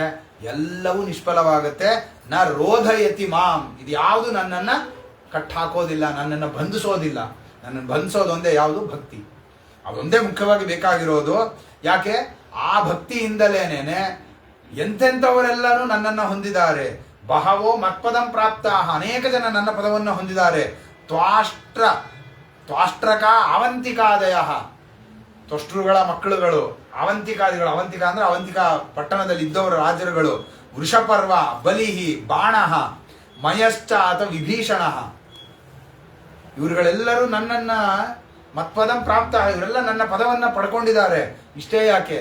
ಸುಗ್ರೀವ, ಹನುಮಾನ್, ವೃಕ್ಷ, ಗಜ, ಗೃದ್ರ, ವಣಿಕ್, ಪಥ, ಇವರುಗಳೆಲ್ಲರೂ ವ್ಯಾಧ, ಕುಬ್ಜ, ವ್ರಜೆ, ಗೋಪ್ಯಾ, ಯಜ್ಞಪತ್ನ್ಯಾ ತಥಾಪರೆ, ಇವರೆಲ್ಲರೂ ನನ್ನನ್ನ ಹೊಂದಿದಾರಲ್ಲ. ಹೆಂಗ್ ಹೊಂದಿದ್ರು? ಅವ್ರೇನ್ ತಪಸ್ ಮಾಡಿದ್ರ? ವ್ರತ ಮಾಡಿದ್ರ? ಏನ್ ಮಾಡಿದ್ರು ಅವ್ರುಗಳು? ದೇವರು ಹೇಳ್ತಾನೆ, ತೇನ ಅಧೀತ ಶ್ರುತಿಗಣ, ಇವ್ರು ಯಾರು ವೇದ ಓದಿಲ್ಲಪ್ಪ. ಕೋತಿ ಏನ್ ವೇದ ಓದಿತ್ತು? ಕೋತಿಗಳಿಗೆ ಏನು ವೇದಾಧ್ಯಯನದಿದೆ? ಕೋತಿಗಳಿಗೆ ಏನೂ ಇಲ್ಲ. ನೋ ಉಪಾಸಿತ ಮಹತ್ ತಪಾಹ, ಇವ್ರುಗಳು ಏನು ಮಹತ್ ತಪಸ್ಸುಗಳನ್ನ ಮಾಡಿಕೊಂಡು ಮಾಡಿದ್ದಾರೆ. ಕೋತಿಗಳು ಏನ್ ತಪಸ್ಸು ಮಾಡ್ತವೆ, ಏನ್ ವ್ರತ ಮಾಡೋದು, ಏನ್ ಆಚರಣೆ ಮಾಡೋದು. ಸುಗ್ರೀವ ಏನ್ ದಾನ ಮಾಡಿದ್ದ? ಗೋದಾನ ಮಾಡಿದ್ನ? ಅವನು ಭೂದಾನ ಮಾಡಿದ್ನ? ಏನ್ ದಾನ ಮಾಡಿದ್ದ ಸುಗ್ರೀವ? ಇವ್ರುಗಳೆಲ್ಲ ಏನ್ ಮಾಡಿದ್ದಾರೆ? ಅವ್ರತ ಅತಪ್ತ ತಮಸಃ, ಇವ್ರುಗಳೆಲ್ಲರೂ ಏನಾಗಿದ್ದಾರೆ? ಮತ್ಸಂಗಾತ್ ಮಾಮುಪಾಗತಾಹ. ಮತ್ಸಂಗಾತ್, ನನ್ನ ಮೇಲಿನ ಒಂದು ಭಕ್ತಿಯಿಂದ ಇವರೆಲ್ಲ ನನ್ನನ್ನ ಹೊಂದಿದ್ದಾರೆ. ಗೋಪಿಕಾಸ್ತ್ರೀಯರುಗಳು ಏನ್ ವ್ರತ ಮಾಡಿದ್ರು ಅಲ್ಲಿ? ಆ ಬ್ರಾಹ್ಮಣ ಪತ್ನಿಯರು, ಋಷಿ ಪತ್ನಿಯರು ಬಂದು ಪರಮಾತ್ಮನಿಗೆ ಅಡಿಗೆ ಬಡಿಸಿ ಉದ್ಧಾರ ಆದ್ರಲ್ಲ, ಅವ್ರು ಏನ್ ತಪಸ್ ಮಾಡಿದ್ರು? ಏನ್ ವ್ರತ ಮಾಡಿದ್ರು ಅವರು? ಏನೂ ಇಲ್ಲ, ಕೇವಲ ಭಕ್ತಿ. ಇದಕ್ಕೆಲ್ಲದರ ಮೇಲೆ ಹೇಳ್ತಾರೆ ಪರಮಾತ್ಮ ಹೇಳ್ತಾನೆ, ಗೋಪ್ಯೋ ಗಾವೋ ನಗಾಹ ಮೃಗಾಹ, ಪ್ರಾಣಿಗಳು, ಪಕ್ಷಿಗಳು ರಾಮದೇವರು ಕರೆದ್ರೆ ರಾಮದೇವರ ಜೊತೆಯಲ್ಲಿ ತೃಣಾಂತ ಜೀವರುಗಳೆಲ್ಲ ಹೋದ್ವು. ಹುಲ್ಲಿನಿಂದ ಆದಿ ಮಾಡಿಕೊಂಡು ಸಮಸ್ತ ಜೀವರಾಶಿಗಳು ರಾಮದೇವರ ಹಿಂದೆ ಮೋಕ್ಷಕ್ಕೋಸ್ಕರವಾಗಿ ಹೊರಟ್ರಲ್ಲ. ಅದು ಪಿಪೀಲಿಕ ಇರುವೆಗಳು ಎಲ್ಲವೂ ಬಂದಿತ್ತಲ್ಲ, ಆ ಇರುವೆಗಳೆಲ್ಲ ವೇದಾಧ್ಯಯನ ಮಾಡಿತ್ತ? ಆ ಹುಲ್ಲು ವೇದಾಧ್ಯಯನ ಮಾಡಿತ್ತ? ಏನ್ ವ್ರತ ಮಾಡಿತ್ತ ಆ ಹುಲ್ಲು? ಅದು ಹೇಗೆ ಹೋಯ್ತು ಪರಮಾತ್ಮನ ಹಿಂದಕ್ಕೆ? ಹೆಂಗ ಪರಮಾತ್ಮನ ಜೊತೆನಲ್ಲ ಅದು ಸಂಘ ಮಾಡ್ಕೊಳ್ತು ಅಂದ್ರೆ ಕೇವಲ ಭಕ್ತಿ ಅಷ್ಟೇ. ಅದೊಂದರಿಂದಲೇನೆ ಪ್ರಹ್ಲಾದರಾಜರು ಹೇಳ್ಬೇಕಾರೆ, ಭಕ್ತ್ಯಾತು ತೋಷ ನನು ಯೂತಪಾಯ, ಭಕ್ತಿಯಿಂದ ತಾನೇ ನೀನು ಆ ಗಜೇಂದ್ರನ ಒಲಿದಿ. ಆ ಗಜೇಂದ್ರ ಏನ್ ದಾನ ಮಾಡ್ತು? 1 ವರ್ಷ ಸೆಣಸಾಡಿ ಒದ್ದಾಡ್ತಾ ಇತ್ತಲ್ಲ, ಅವಾಗ ಏನ್ ದಾನ ಮಾಡಿತ್ತು? ಅದು ಏನ್ ವ್ರತ ಮಾಡ್ತದು? ಏನು ಮಾಡಿಲ್ಲ, ಕೇವಲ ಭಕ್ತಿ. ಅದಕ್ಕೋಸ್ಕರ ನೀ ಬಂದಿ ಅಲ್ವಾ, ಬಂದು ರಕ್ಷಣೆ ಮಾಡಿದೆ ಅಲ್ವಾ. ನೀನು ಭಕ್ತ್ಯಾತು ತೋಷ ನನು ಯೂತಪಾಯ, ನೀನು ಭಕ್ತಿಗಷ್ಟೇ ಮೆಚ್ಚುವವನೋ ಹೊರತು ನಾರಾಧನಾಯ ಹಿ ಭವಂತಿ, ಇದು ಯಾವುದು ಈ ಯಜ್ಞ, ದಾನ, ತಪಸ್ಸು, ವಂಶ, ಇದು ಯಾವುದು ಲೆಕ್ಕಕ್ಕೆ ಬರೋದಿಲ್ಲ ಅಂತ ಸ್ವಯಂ ಪ್ರಹ್ಲಾದರಾಜರು ಪರಮಾತ್ಮನ ಮುಂದೆ ಅದನ್ನು ನಿವೇದನೆ ಮಾಡಿಕೊಂಡು. ಇದನ್ನು ಕೇಳಿದ ತಕ್ಷಣ ಇದು ಉದ್ಧವನಿಗೆ ಸಂದೇಹ ಬಂದ್ಬಿಡ್ತು. ಸ್ವಾಮಿ, ನೀನು ಯಾವಾಗ ನೋಡಿದ್ರು ಆ ಗೋಪಿಕಾ ಸ್ತ್ರೀಯರನ್ನ ಸ್ತೋತ್ರ ಮಾಡ್ತಾ ಇರ್ತೀಯ, ಅವರಂತ ಭಕ್ತರಿಲ್ಲ ಅಂತ ನೀ ಯಾವಾಗ ನೋಡಿದ್ರು ಸ್ತೋತ್ರ ಮಾಡ್ತಾ ಇರ್ತೀಯ. ಇದು ಇವಾಗಲ್ಲ, ಗೋಕುಲ ಬಿಟ್ಟು ಬಂದನಲ್ಲ ಕೃಷ್ಣ ಮಥುರಾಗೆ ಬಂದ ತಕ್ಷಣ ಉದ್ಧವಂತಾನ್ ಕಳಿಸ್ತಾನೆ, ಹೋಗು ಗೋಪಿಕಾಸ್ತ್ರೀಯರ ಹತ್ರ ಹೋಗ್ಬಾ ಅಂತ ಕಳಿಸ್. ಅವಾಗಿಂದ ನೀ ಗೋಪಿಕಾಸ್ತ್ರೀಯರನ್ನ ಸ್ತೋತ್ರ ಮಾಡ್ತಾ ಇದೆಯಾ, ಅವ್ರು ನನ್ನ ಭಕ್ತರು ಅಂತ. ನೀನು ಸ್ತೋತ್ರ ಮಾಡೋದು ನೋಡಿದ್ರೆ ಮೋಸ್ಟ್ಲಿ ವಾಯುದೇವರಿಗಿಂತ ಗೋಪಿಕಾಸ್ತ್ರೀಯರೇ ಶ್ರೇಷ್ಠ ಅಂತ ನಂಗೆ ಅನ್ನಿಸ್ತಾ ಇದೆ. ಈ ವಾಯುದೇವರು ಶ್ರೇಷ್ಠ ಭಕ್ತರ, ಗೋಪಿಕಾಸ್ತ್ರೀಯರು ಶ್ರೇಷ್ಠ ಭಕ್ತರ, ನೀ ನಂಗೆ ಹೇಳ್ಬಿಡು ಅಂತ ಪ್ರಶ್ನೆ ಮಾಡಿದಾಗ ಪರಮಾತ್ಮ ಅಂತಾನೆ, ಇಲ್ಲಪ್ಪ, ವಾಯುದೇವರೇ ನನ್ನ ಅತ್ಯಂತ ಶ್ರೇಷ್ಠ ಭಕ್ತರು, ಅವ್ರ ಮಹಿಮಾ ಅವನು ಏನು ಹೇಳಿ ನಾನು, ಅವನು ವಿಲಕ್ಷಣವಾದಂಥ ಮಹಿಮಾ ಇದೆ ಅವರದ್ದು. ಅಯಂ ಹಿ ಜೀವ ತ್ರಿವೃತ್ ಅಬ್ಜಯೋನಿ ಅವ್ಯಕ್ತ ಏಕಃ ಜಗತಾಂ ಅಥ ಆದ್ಯ. ಇವನು ಏನು ಗುಣಗಳನ್ನು ಹೇಳಿ, ವಾಯುದೇವರಲ್ಲಿ ಅನೇಕ ಗುಣಗಳಿದೆ ಇವನಲ್ಲಿ. ಆದ್ರಿಂದ ಇವನು ಅಷ್ಟೇ ಅಲ್ಲ, ಸಯೇಷ ಜೀವ, ಈ ವಾಯು ಎಂಬುವಂಥ ಜೀವ ಏನಿದಾನಲ್ಲ, ವಿವರ ಪ್ರಸೂತಿ ಪ್ರಾಣೇನ ಘೋಷೇಣ ಗುಹಾಂ ಪ್ರವಿಷ್ಟ. ಎಷ್ಟು ಪರಮಾತ್ಮನಲ್ಲಿ ಭಕ್ತ ಇವನು ಅಂತಂದ್ರೆ, ಆ ಪರಮಾತ್ಮನ ಸೇವೆ ಮಾಡಕ್ಕೋಸ್ಕರವಾಗಿ ಗುಹಾಂ ಪ್ರವಿಷ್ಟ, ಹೃದಯ ಗುಹಾವನ್ನ ಪ್ರವೇಶ ಮಾಡಿದ್ದಾನೆ. ಹೃದಯ ಗುಹಾದಲ್ಲಿ ಯಾರಿಗೂ ಪ್ರವೇಶ ಇಲ್ಲ, ಅಲ್ಲಿ ಕೇವಲ ಪರಮಾತ್ಮನೇ ಆತ್ಮಾಂತರಾತ್ಮೇತಿ ದ್ವಿಧಾ ಏವ ಅಂತ ಪರಮಾತ್ಮನೇ 2 ರೂಪದಿಂದ ಅಲ್ಲಿ ಒಳಗಡೆ ಕುತ್ಕೊಂಡಿರ್ತಾರೆ.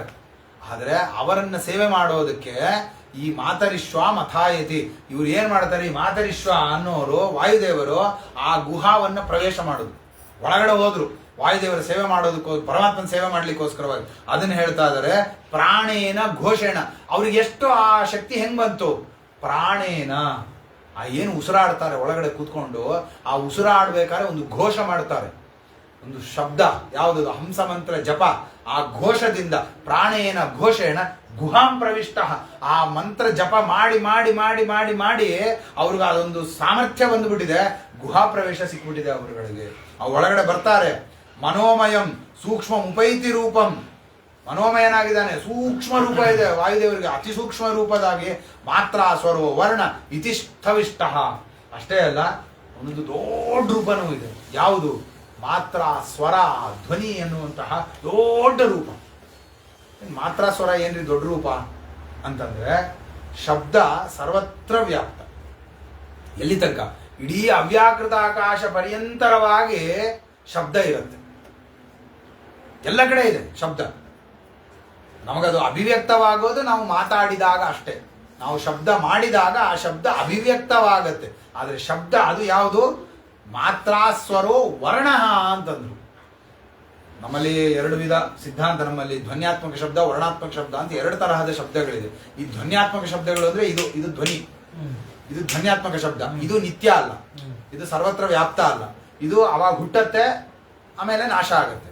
ಆದ್ರೆ ವರ್ಣಾತ್ಮಕ ಶಬ್ದಗಳು ಅನ್ನೋದೇನಿದೆ, ವರ್ಣಗಳು ಅನ್ನೋದೇನಿದೆ, ಅದು ನಿತ್ಯ, ಯಾವಾಗಲೂ ಇರುತ್ತೆ. ಅದಕ್ಕೋಸ್ಕರನೇ ಇಲ್ಲಿ ಆ ಅಂದ್ರು ಅದೇ ವರ್ಣನೆ ಕೇಳಿಸುತ್ತೆ, ಬೇರೆ ದೇಶದಲ್ಲಿ ಹೋಗಿ ಆ ಅಂದ್ರೂ ಅದೇ ವರ್ಣನೆ ಕೇಳಿಸುತ್ತೆ. ಯಾಕೆ, ಒಂದೇ ಆಕಾರನೇ ಎಲ್ಲ ಕಡೆ ಇರೋದು, ಸರ್ವತ್ರ ವ್ಯಾಪ್ತವಾಗಿರೋದು ಒಂದೇ ವರ್ಣ. ಹೇಗೆ ವರ್ಣ ವ್ಯಾಪ್ತನೋ ಹಾಗೆ ಈತ ವ್ಯಾಪ್ತ. ಯಾರು, ಈ ಮುಖ್ಯಪ್ರಾಣ ವಾಯು ಅನ್ನೋರು ಏನಿದ್ದಾರೆ ಜೀವ, ಇವರು ಸರ್ವತ್ರ ವ್ಯಾಪ್ತನಾಗಿದೆ. ಎಲ್ಲಿ ತನಕ, ಅವ್ಯಾಕೃತಾಕಾಶ ಪರ್ಯಂತರವಾದ ವ್ಯಾಪ್ತಿ ವಾಯುದೇವರಿಗಿದೆ. ಮುಂದೆ ಪರಮಾತ್ಮ ಅದೇ ಹೇಳ್ತಾರೆ, ಯಸ್ಮಿನ್ ಇದಂ ಪ್ರೋತಂ ಅಶೇಷ ಮೋತಂ ಪಠೇಯತ ತಂತು ವಿತಾನ ಸಂಸ್ಥಾ. ಹೇಗೆ ಬಟ್ಟೆಯಲ್ಲಿ ದಾರಗಳು ಓತಪ್ರೋತವಾಗಿ ಇದೆಯೋ ಹಾಗೆ ಈ ಮುಖ್ಯಪ್ರಾಣ ದೇವರು ಸರ್ವತ್ರ ವ್ಯಾಪ್ತರಾಗಿ ಹೋಗಿದ್ದಾರೆ, ಎಲ್ಲ ಕಡೆ ಇದ್ದಾರೆ. ಯಸ್ಮಿನ್ ಇದಂ ಪ್ರೋತಂ ಓತಂ ಅಶೇಷಂ, ಹೀಗೆ ಆ ಮುಖ್ಯಪ್ರಾಣ ದೇವರು ಇದ್ದಾರಪ್ಪ. ಆದ್ರಿಂದ ಅಷ್ಟೇ ಅಲ್ಲ, ಇವನು ಇನ್ನಂಥವ್ರು ಅಂದ್ರೆ ಏವಂ ಗುರುಪಾಸನ ಏಕಭಕ್ತ್ಯ. ಗುರುಪಾಸನ ಅನ್ನೋದೇನಿದೆ ಅದನ್ನು ವಿಶೇಷವಾಗಿ ಮಾಡುವಂತಹ ವ್ಯಕ್ತಿ ಇವನು. ಮತ್ತೆ ಆ ಮುಖ್ಯಪ್ರಾಣ ದೇವರ ಒಂದು ಉಪಾಸನ, ಅದನ್ನೇ ಗುರುಪಾಸನೆ ಅಂತ ಕರೀತಾರೆ. ಯಾಕೆ, ಅವರೇ ನಮ್ಮೆಲ್ಲರಿಗೆ ಮುಖ್ಯ ಗುರುಗಳು, ಅವರೇ ಪ್ರಧಾನವಾಗಿ ಗುರು. ಅದಕ್ಕೆ ಗುರು ಶಬ್ದ ವಾಚ್ಯ ಯಾರಪ್ಪ ಅಂದ್ರೆ, ಗುರು ಅಂದ್ರೆ ಮುಖ್ಯಪ್ರಾಣ ದೇವರನ್ನೇ ಕರೆಯೋದು. ಅದಕ್ಕೋಸ್ಕರನೇ ವೇದ ಹೇಳಬೇಕಾದ್ರೆ ಆ ಶಾಂತಿ ಪಾಠದ ಮೊದಲನೇ ಭಾಗದಲ್ಲಿ ಫಸ್ಟ್ ಇರ್ಬೇಕಾದ್ರೆ ಅದು ಏನದು, ತ್ವಮೇವ ಪ್ರತ್ಯಕ್ಷಂ ಬ್ರಹ್ಮಾಸಿ ಅಂತ ವೇದ ಕರೀತಾರೆ. ನೀನೇ ಸಾಕ್ಷಾತ್ ಬ್ರಹ್ಮ ಅಂತ ಕರೀತು. ಅಂದ್ರೆ ಏನು ಸಾಕ್ಷಾತ್ ಬ್ರಹ್ಮ ಅಂತಂದ್ರೆ, ನಿನ್ನಲ್ಲೇ ಪರಮಾತ್ಮ, ನೀನೊಬ್ಬರೇ ಅಧಿಷ್ಠಾನ ಪರಮಾತ್ಮನಿಗೆ. ಅದೇ ಗುರುಗಳು ಒಬ್ಬರೇ ಅಧಿಷ್ಠಾನ.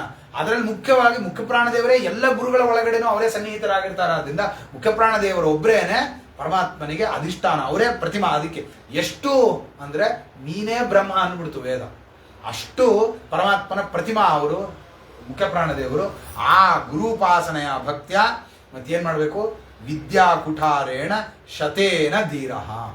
ಆ ವಿದ್ಯಾ ಎಂಬುವಂತಹ ಕೊಡಲಿಯಿಂದ ವಿವೃಶ್ಚ ಜೀವಾಶಯಂ ಅಪ್ರಮತ್ತಃ ಸಂಪದ್ಯ ಚಾತ್ಮಾನ ಮಥಾ ತ್ಯಜಾಸ್ತ್ರಂ. ಅದನ್ನೇನ್ ಮಾಡಬೇಕು, ಆ ಕುಠಾರವನ್ನು ತಗೊಂಡು ನಮ್ಮ ಎಲ್ಲ ಅಜ್ಞಾನ ಪ್ರತಿಬಂಧಕಗಳು ಏನೇನಿದೆ ಅದೆಲ್ಲವನ್ನ ಕತ್ತರಿಸಿ ಈ ಜೀವಬಂಧ ಅನ್ನೋದೇನಿದೆ ಅದನ್ನ ಕತ್ತರಿಸ ಹಾಕೊಂಡು ಸಂಪದ್ಯಚ ಆತ್ಮಾನಂ ಪರಮಾತ್ಮನನ್ನ ಹೊಂದಬೇಕು.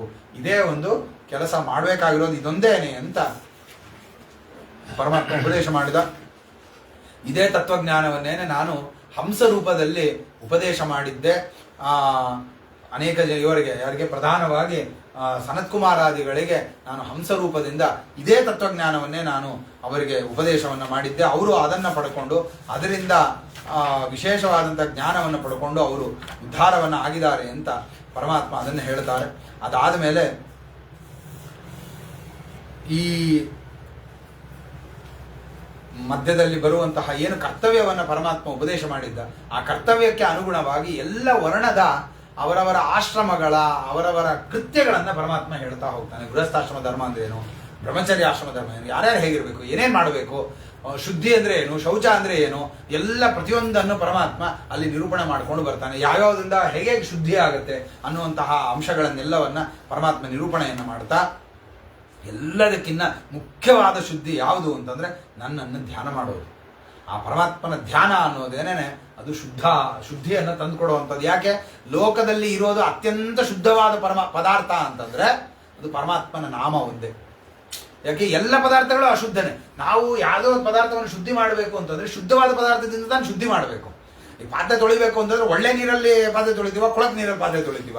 ಆದ್ರಿಂದ ಶುದ್ಧವಾದ ಪದಾರ್ಥ ಬೇಕು. ಜಗತ್ತಿನಲ್ಲಿ ಇರೋದೇ ಶುದ್ಧವಾದ ಪದಾರ್ಥ ಒಂದು ಯಾವುದು, ಅದು ಪರಮಾತ್ಮನ ನಾಮ.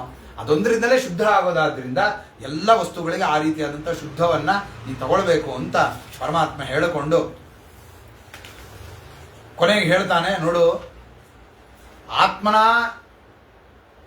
ಆತ್ಮಾನ ಈ ಮನಸ್ಸಿನಿಂದಲೇನೇನೆ ಆತ್ಮನನ್ನ ಉದ್ಧರೇದು ಆತ್ಮನಾತ್ಮಾನಂ. ಆತ್ಮನಿಂದ ಆತ್ಮನನ್ನ ಉದ್ಧಾರ ಮಾಡ್ಕೊಳ್ಬೇಕು. ಅದರಿಂದ ನಮಗಿರೋದು ಒಂದೇ ಸಾಧನ, ಯಾವುದು, ಅದು ಮನಸ್ಸು.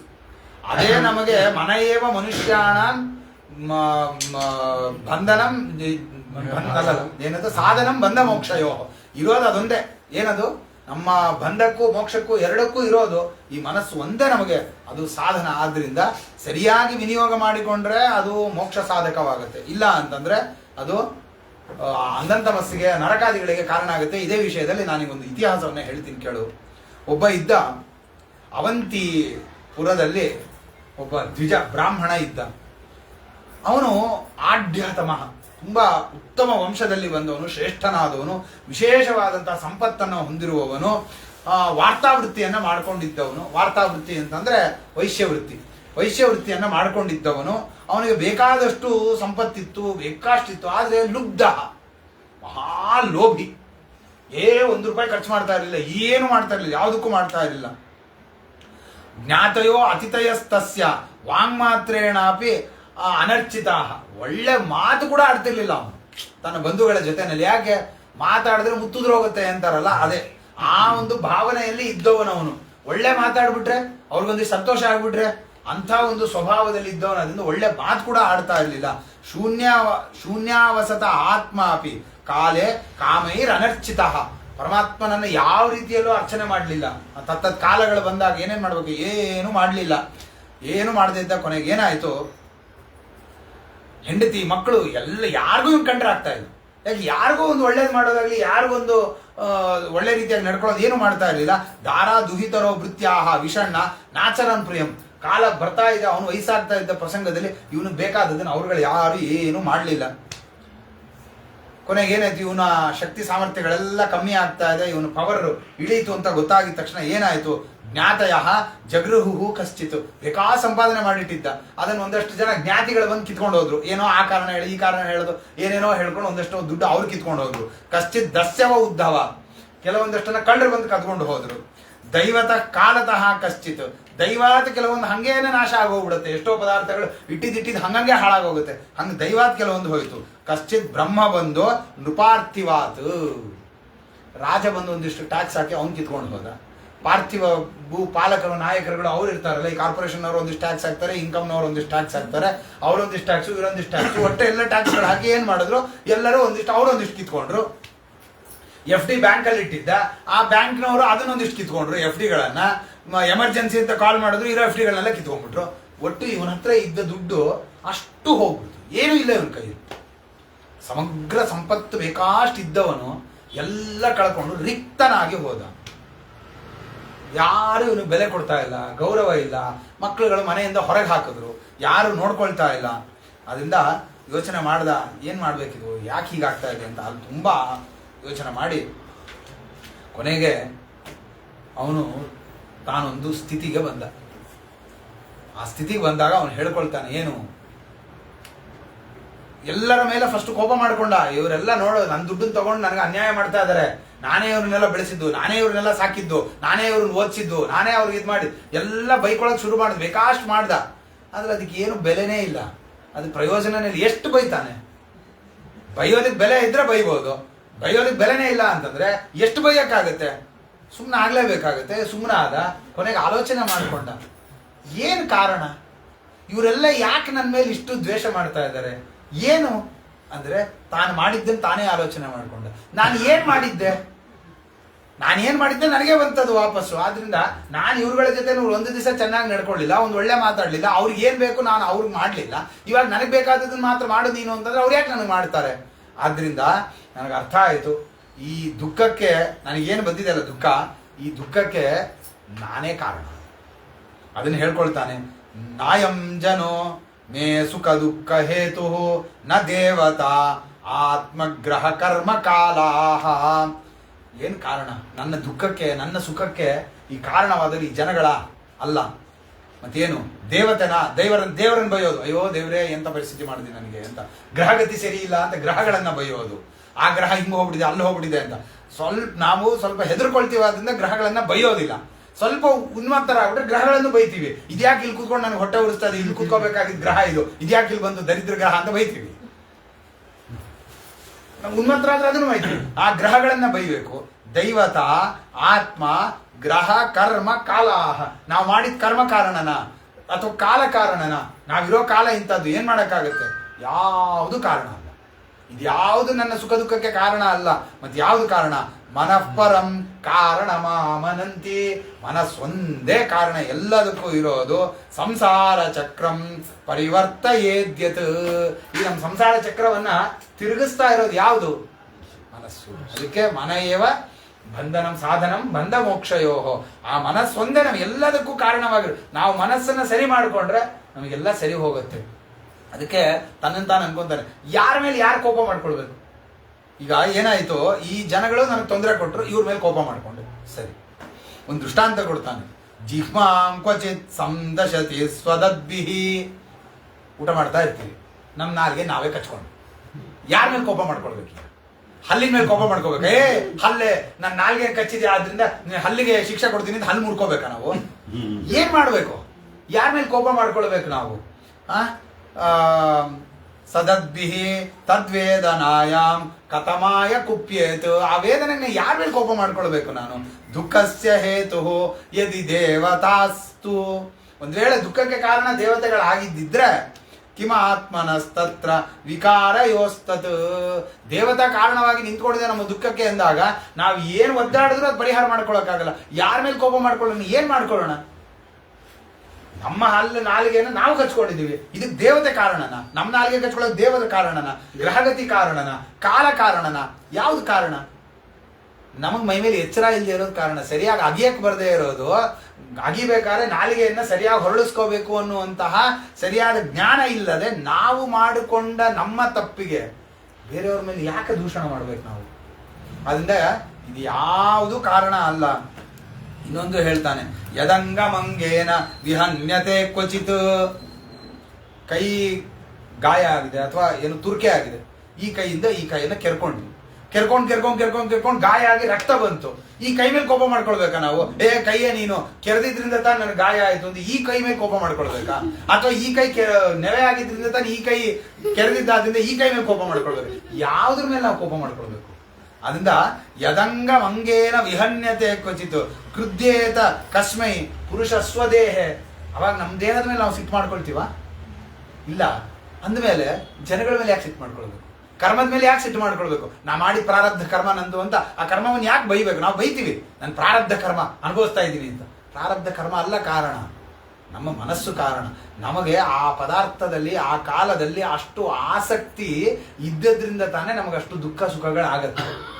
ಆ ಸುಖ ದುಃಖಗಳನ್ನ ಬಿಡಬೇಕು ಅಂತಂದ್ರೆ ಆಗ್ಬಾರ್ದು ಅಂದ್ರೆ ಆದ್ರಿಂದ ಸಂಘ ತಕೊಂಡ್ಬಿಟ್ರೆ ಆಯ್ತು ಮನಸ್ಸಿನಿಂದ. ನಮ್ಗೆ ಏನೂ ಆಗೋದಿಲ್ವಲ್ಲ, ದುಃಖ ಆಗೋದೇ ಇಲ್ಲ. ಅದರಿಂದ ಕಾರಣ ಇರೋದೇ ಮನಸ್ಸಿನಲ್ಲಿ ಅಂತ ಯೋಚನೆ ಮಾಡ್ದ. ಆತ್ಮ ಯದಿ ಸ್ಯಾತ್ ಸುಖ ದುಃಖ ಹೇತು ಕಿಮನ್ಯತಸ್ತತ್ರ ನಿಜ ಸ್ವಭಾವ. ಆತ್ಮ ಕಾರಣನ ಸುಖ ದುಃಖಕ್ಕೆ? ಆತ್ಮ ಅಂದ್ರೆ ಜೀವ, ಜೀವ ಕಾರಣನ ಸುಖ ದುಃಖಕ್ಕೆ ಅಲ್ಲ. ಯಾಕೆ? ಅದು ಒಂದ್ ವೇಳೆ ಹಾಗೆ ಇದ್ಬಿಟ್ರೆ ಮೋಕ್ಷದಲ್ಲೂ ಸುಖ ದುಃಖ ಆಗ್ಬೇಕಾಗತ್ತೆ. ಈ ಏನು ವೈಷಯಿಕ ಸುಖ ದುಃಖ ಮೋಕ್ಷದಲ್ಲಿ ಬರ್ತಾ ಇಲ್ಲ, ಅದು ನಮ್ಮ ಸ್ವಭಾವನ ಅಲ್ಲ. ಇದು ಯಾವುದು ಕಾರಣ ಅಲ್ಲ. ಆದ್ರಿಂದ ಇದು ಮನಸ್ಸೇ ಕಾರಣ ಅನ್ನೋದನ್ನ ಅರ್ಥ ಮಾಡಿಕೊಂಡ. ಅಹಂ ತರಿಷ್ಯಾಮಿ ದುರಂತ ಪಾರಂ ತಮೋ ಮುಕುಂದಾಗ್ರಿ ನಿಷೇವಯೈವ. ಅದರಿಂದ ನಾನು ಈ ತಮಸ್ಸನ್ನ, ಈ ಏನು ಸಂಸಾರವನ್ನ ದಾಟ್ತೀನಿ. ಯಾವುದರಿಂದ?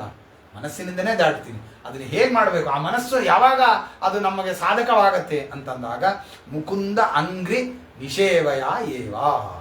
ಪರಮಾತ್ಮನ ಪಾದಾರವಿಂದಗಳಲ್ಲಿ ಆ ಮನಸ್ಸು ಆಸಕ್ತವಾಯಿತು ಅಂತಂದ್ರೆ ಅದು ನಮ್ಮನ್ನ ದಾಟಿಸತ್ತೆ. ಆದ್ರಿಂದ ಅವಾಗಲೇ ಆ ಮನಸ್ಸು ನಮಗೆ ಅಸಂಗವಾಗತ್ತೆ. ಯಾವುದ್ರ ಜೊತೆ ಸಂಘ ಇಲ್ಲದೆ ಸುಖ ದುಃಖಕ್ಕೆ ಕಾರಣವಾಗದೇ ಇರುತ್ತೆ. ಯಾವಾಗ? ಅದು ಪರಮಾತ್ಮನಲ್ಲಿ ಮನಸ್ಸು ರಥವಾದಾಗ.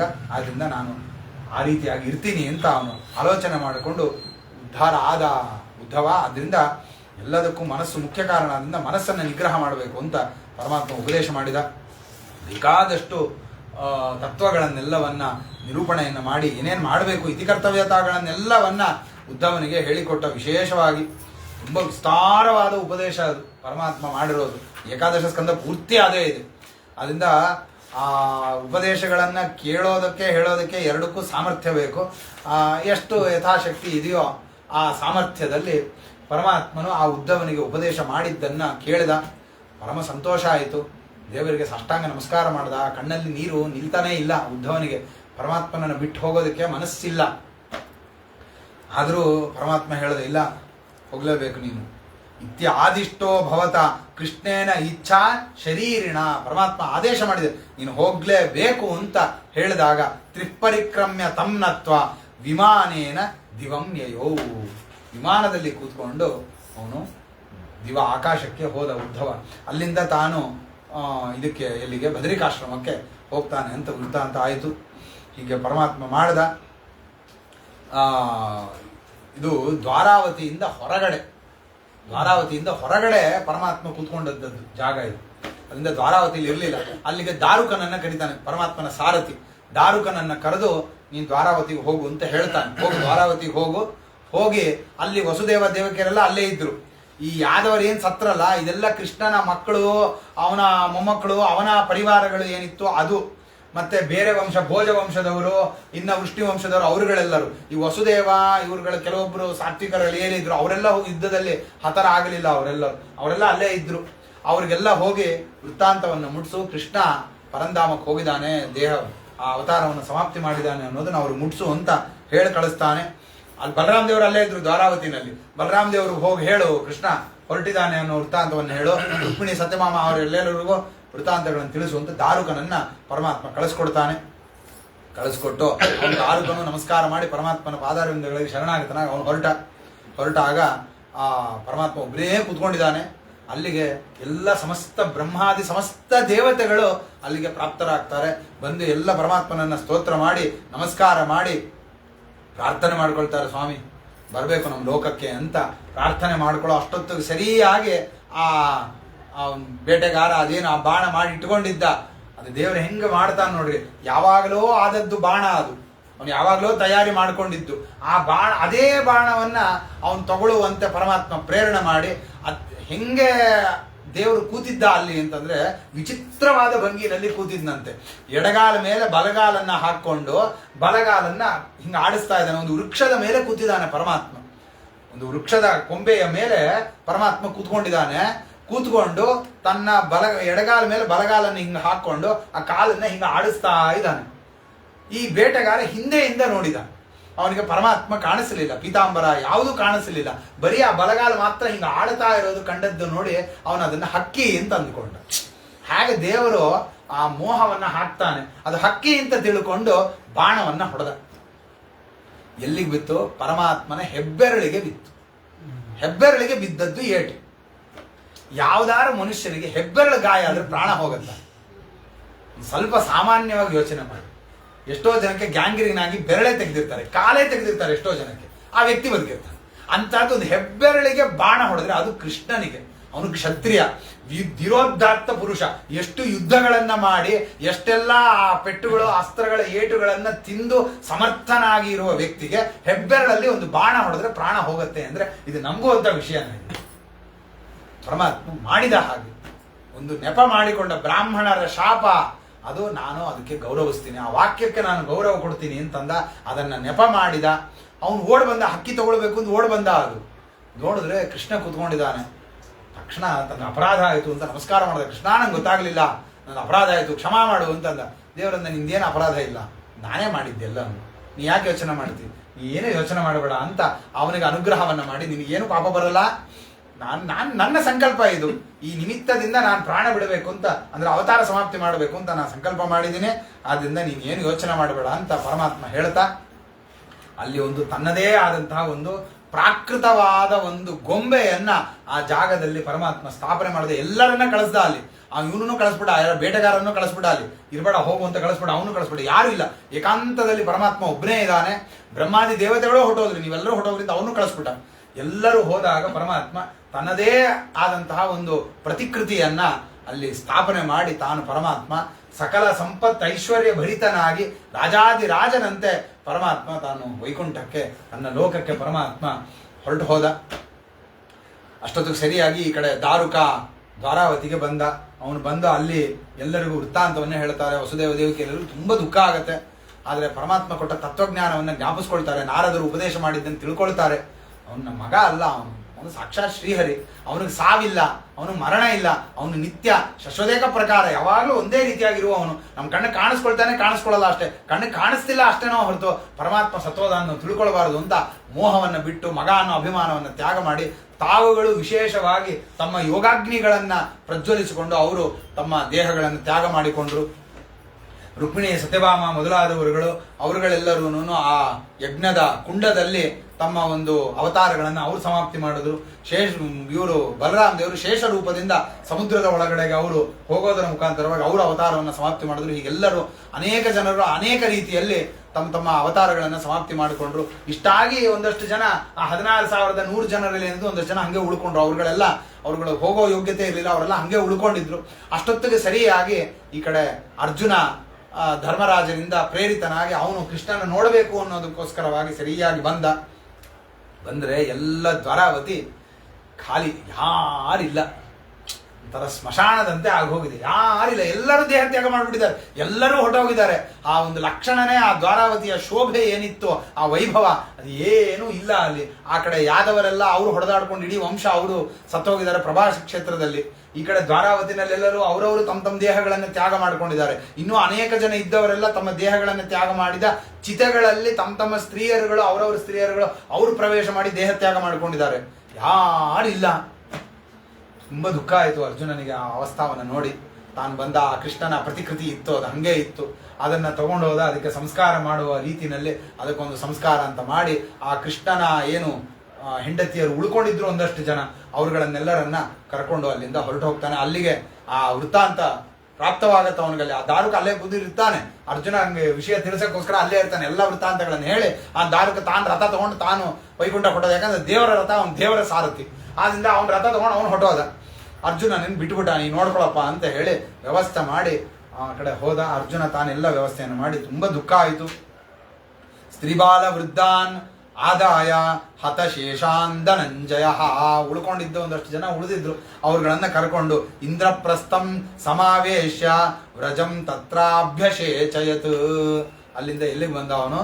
ಇಂದ್ರಪ್ರಸ್ಥಕ್ಕೆ ಅವ್ರನ್ನೆಲ್ಲರನ್ನ ಕರ್ಕೊಂಡು ಬಂದ. ಶ್ರುತ್ವಾ ಸುಹೃದ್ವದಂ ರಾಜನ್ ಅರ್ಜುನಾತ್ತೇ ಪಿತಾಮಹಾಃ ತ್ವಾಂ ತು ವಂಶಧರಂ ಕೃತ್ವಾ ಜಗ್ಮುಃ ಸರ್ವೇ ಮಹಾಪಥಂ. ಆ ಅರ್ಜುನ ಬಂದು ಧರ್ಮರಾಜನ ಮುಂದೆ ಈ ವೃತ್ತಾಂತಗಳನ್ನೆಲ್ಲ ಹೇಳ್ದ.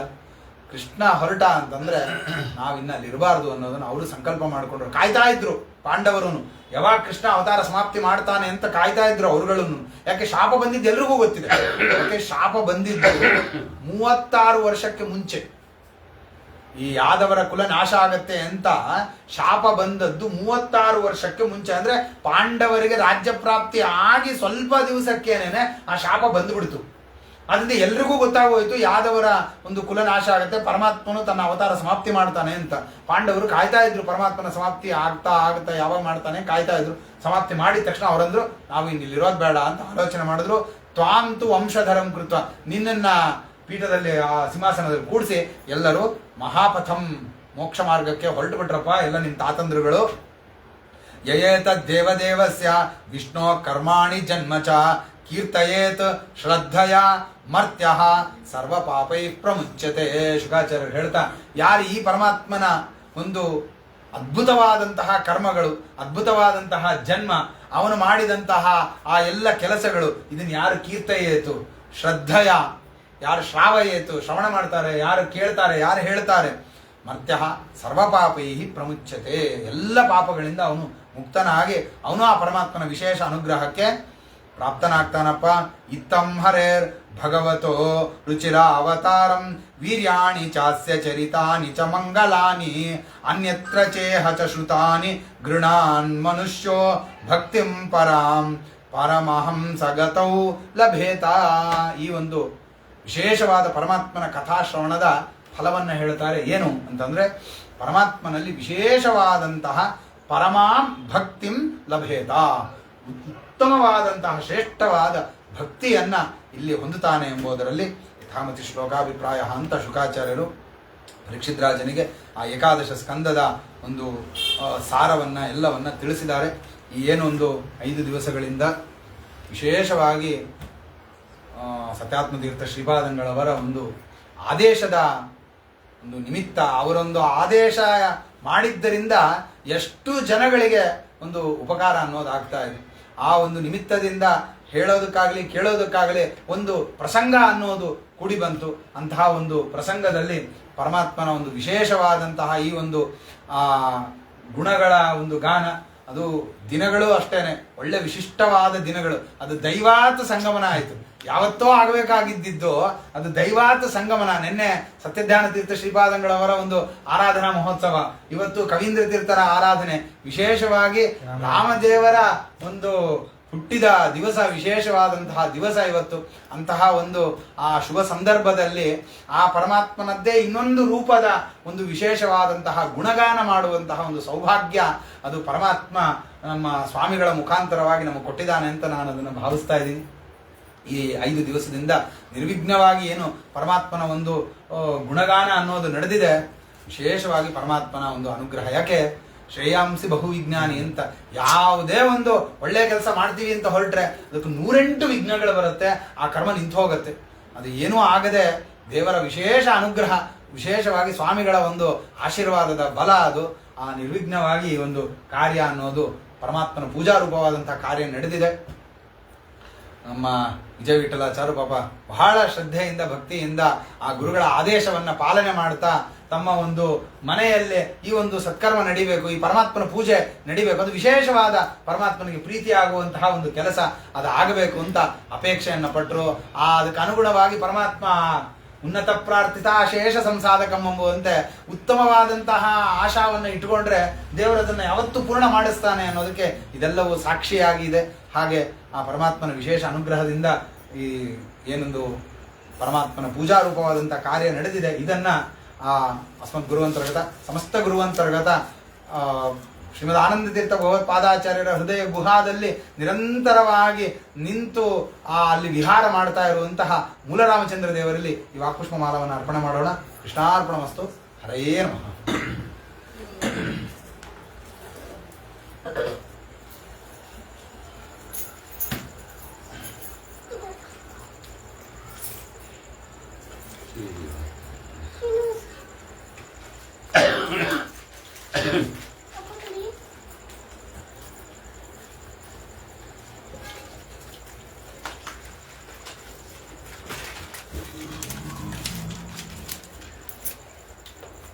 ಹರೇ ನಮಃ.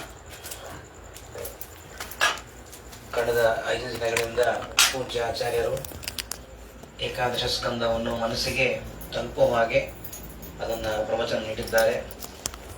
ಎಷ್ಟು ನಾವು ಆಚಾರ್ಯರಿಗೆ ನಮಸ್ಕಾರ ಸಲ್ಲಿಸಿದ್ರು ಕಮ್ಮಿ ಇದೆ. ಆ ಏಕಾದಶ ಸ್ಕಂದ ನಾನು ಬಹಳ ಕೇಳಿದ್ದೆ, ಬಹಳ ಅದು ಇಡೀ ಭಾಗವತದ ಒಂದು ಸಾರಾಂಶ ಅಂತ ನಾನು ಕೇಳಿದ್ದೆ. ಇವತ್ತು ನಮಗೆ ಈ 5 ದಿವಸದಿಂದ ಅದು ಪ್ರತ್ಯಕ್ಷವಾಗಿ ಗೋಚರ ಆಗ್ತಾ ಇದೆ. ಅದು ನಮ್ಮ ಏನೋ ಒಂದು ಆಲಸ್ಯದ ಒಂದು ಇತ್ತು. ಆಚಾರ್ಯ ಹೇಳಿದ ಮೇಲೆ ಅದು ಏನೇ ನಾವು ಪರೋಪಕಾರ ಆಯಿತು ಸಾಧನೆ ಮಾಡಿಕೊಂಡ್ರು ಕೂಡ ಅದು ಕ್ಷಣಿಕ ಮಾತ್ರ. ಒಂದು ವಿದ್ಯಾ ಅಂತಕ್ಕಂಥ ಒಂದು ಓದಬೇಕು ಅನ್ನೋ ಆಚಾರ್ಯರು ಅದಕ್ಕೆ ಪ್ರತ್ಯಕ್ಷವಾಗಿ ಅದನ್ನು ತೋರಿಸಿಕೊಟ್ಟಿದ್ದಾರೆ. ಮುಂದೆ ಶಾಸ್ತ್ರ ಅಧ್ಯಯನಗಳು ಎಲ್ಲ ಮಾಡೋದಕ್ಕೆ ಏನೇ ವಿಘ್ನ ಇದ್ರು ವಿಘ್ನವನ್ನು ಪರಿಹಾರ ಆಗಲಿ ಅಂತ ರಾಮದೇವರ ಹತ್ರ ನಾವೆಲ್ಲರೂ ಕೇಳ್ಕೊಳ್ಳೋಣ. ಇವತ್ತು ರಾಮನವಮಿ ಇದೆ. ರಾಮ ಮತ್ತು ನರಸಿಂಹ ಬೇರೆ ಯಾರೋ ಅಲ್ಲ, ಮನ್ಯ ಸೂಕ್ತದಲ್ಲಿ ಬರುತ್ತೆ.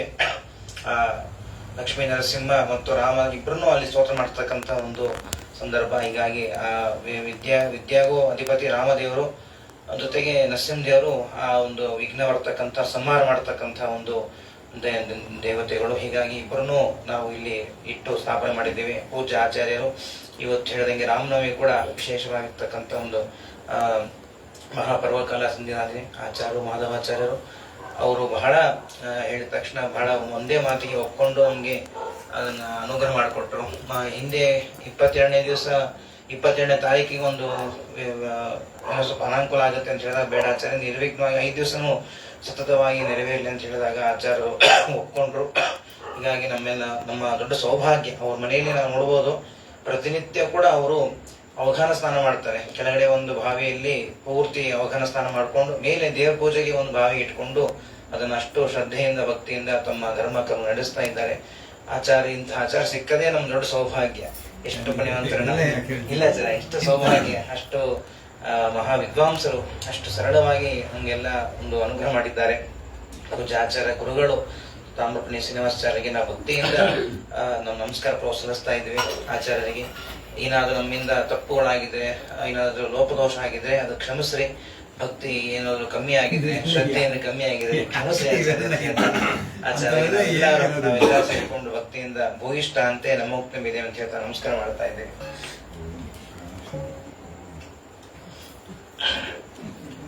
ಆಚಾರ್ಯರ ಧರ್ಮ ಮತ್ತು ಕರ್ಮಕ್ಕೆ ಅವರ ಧರ್ಮಪತ್ನಿಯವರು ಕೂಡ ಬಂದಿದ್ದಾರೆ.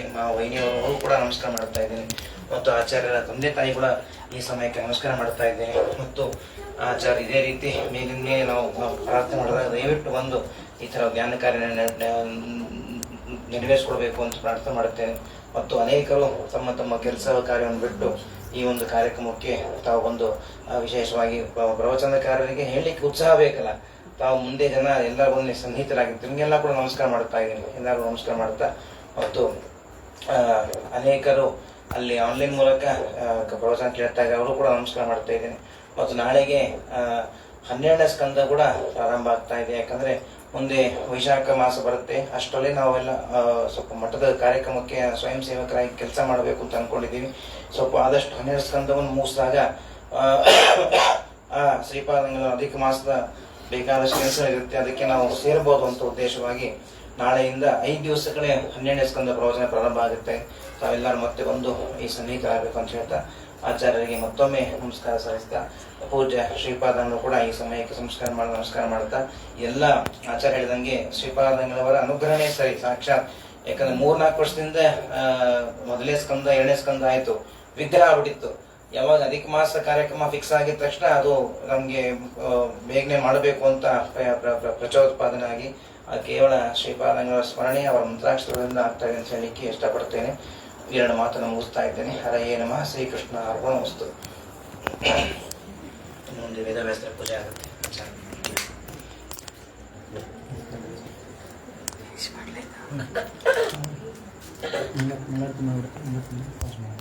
ಇಲ್ಲ, ಅದು ವೇದವ್ಯಾಸ ಅಲಂಕಾರ ಮಾಡಿ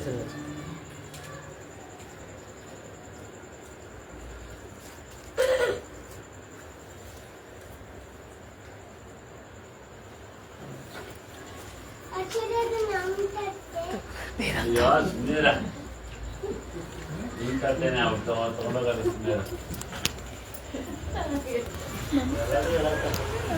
ಒಳ್ಳೆ ಚೂಟಿ ಇದೆ ಚೆನ್ನಾಗಿ ಓದಿಸ್ರಿ, ಒಳ್ಳೆ ವಿದ್ವಾಂಸ ಆಗ್ತಾನೆ.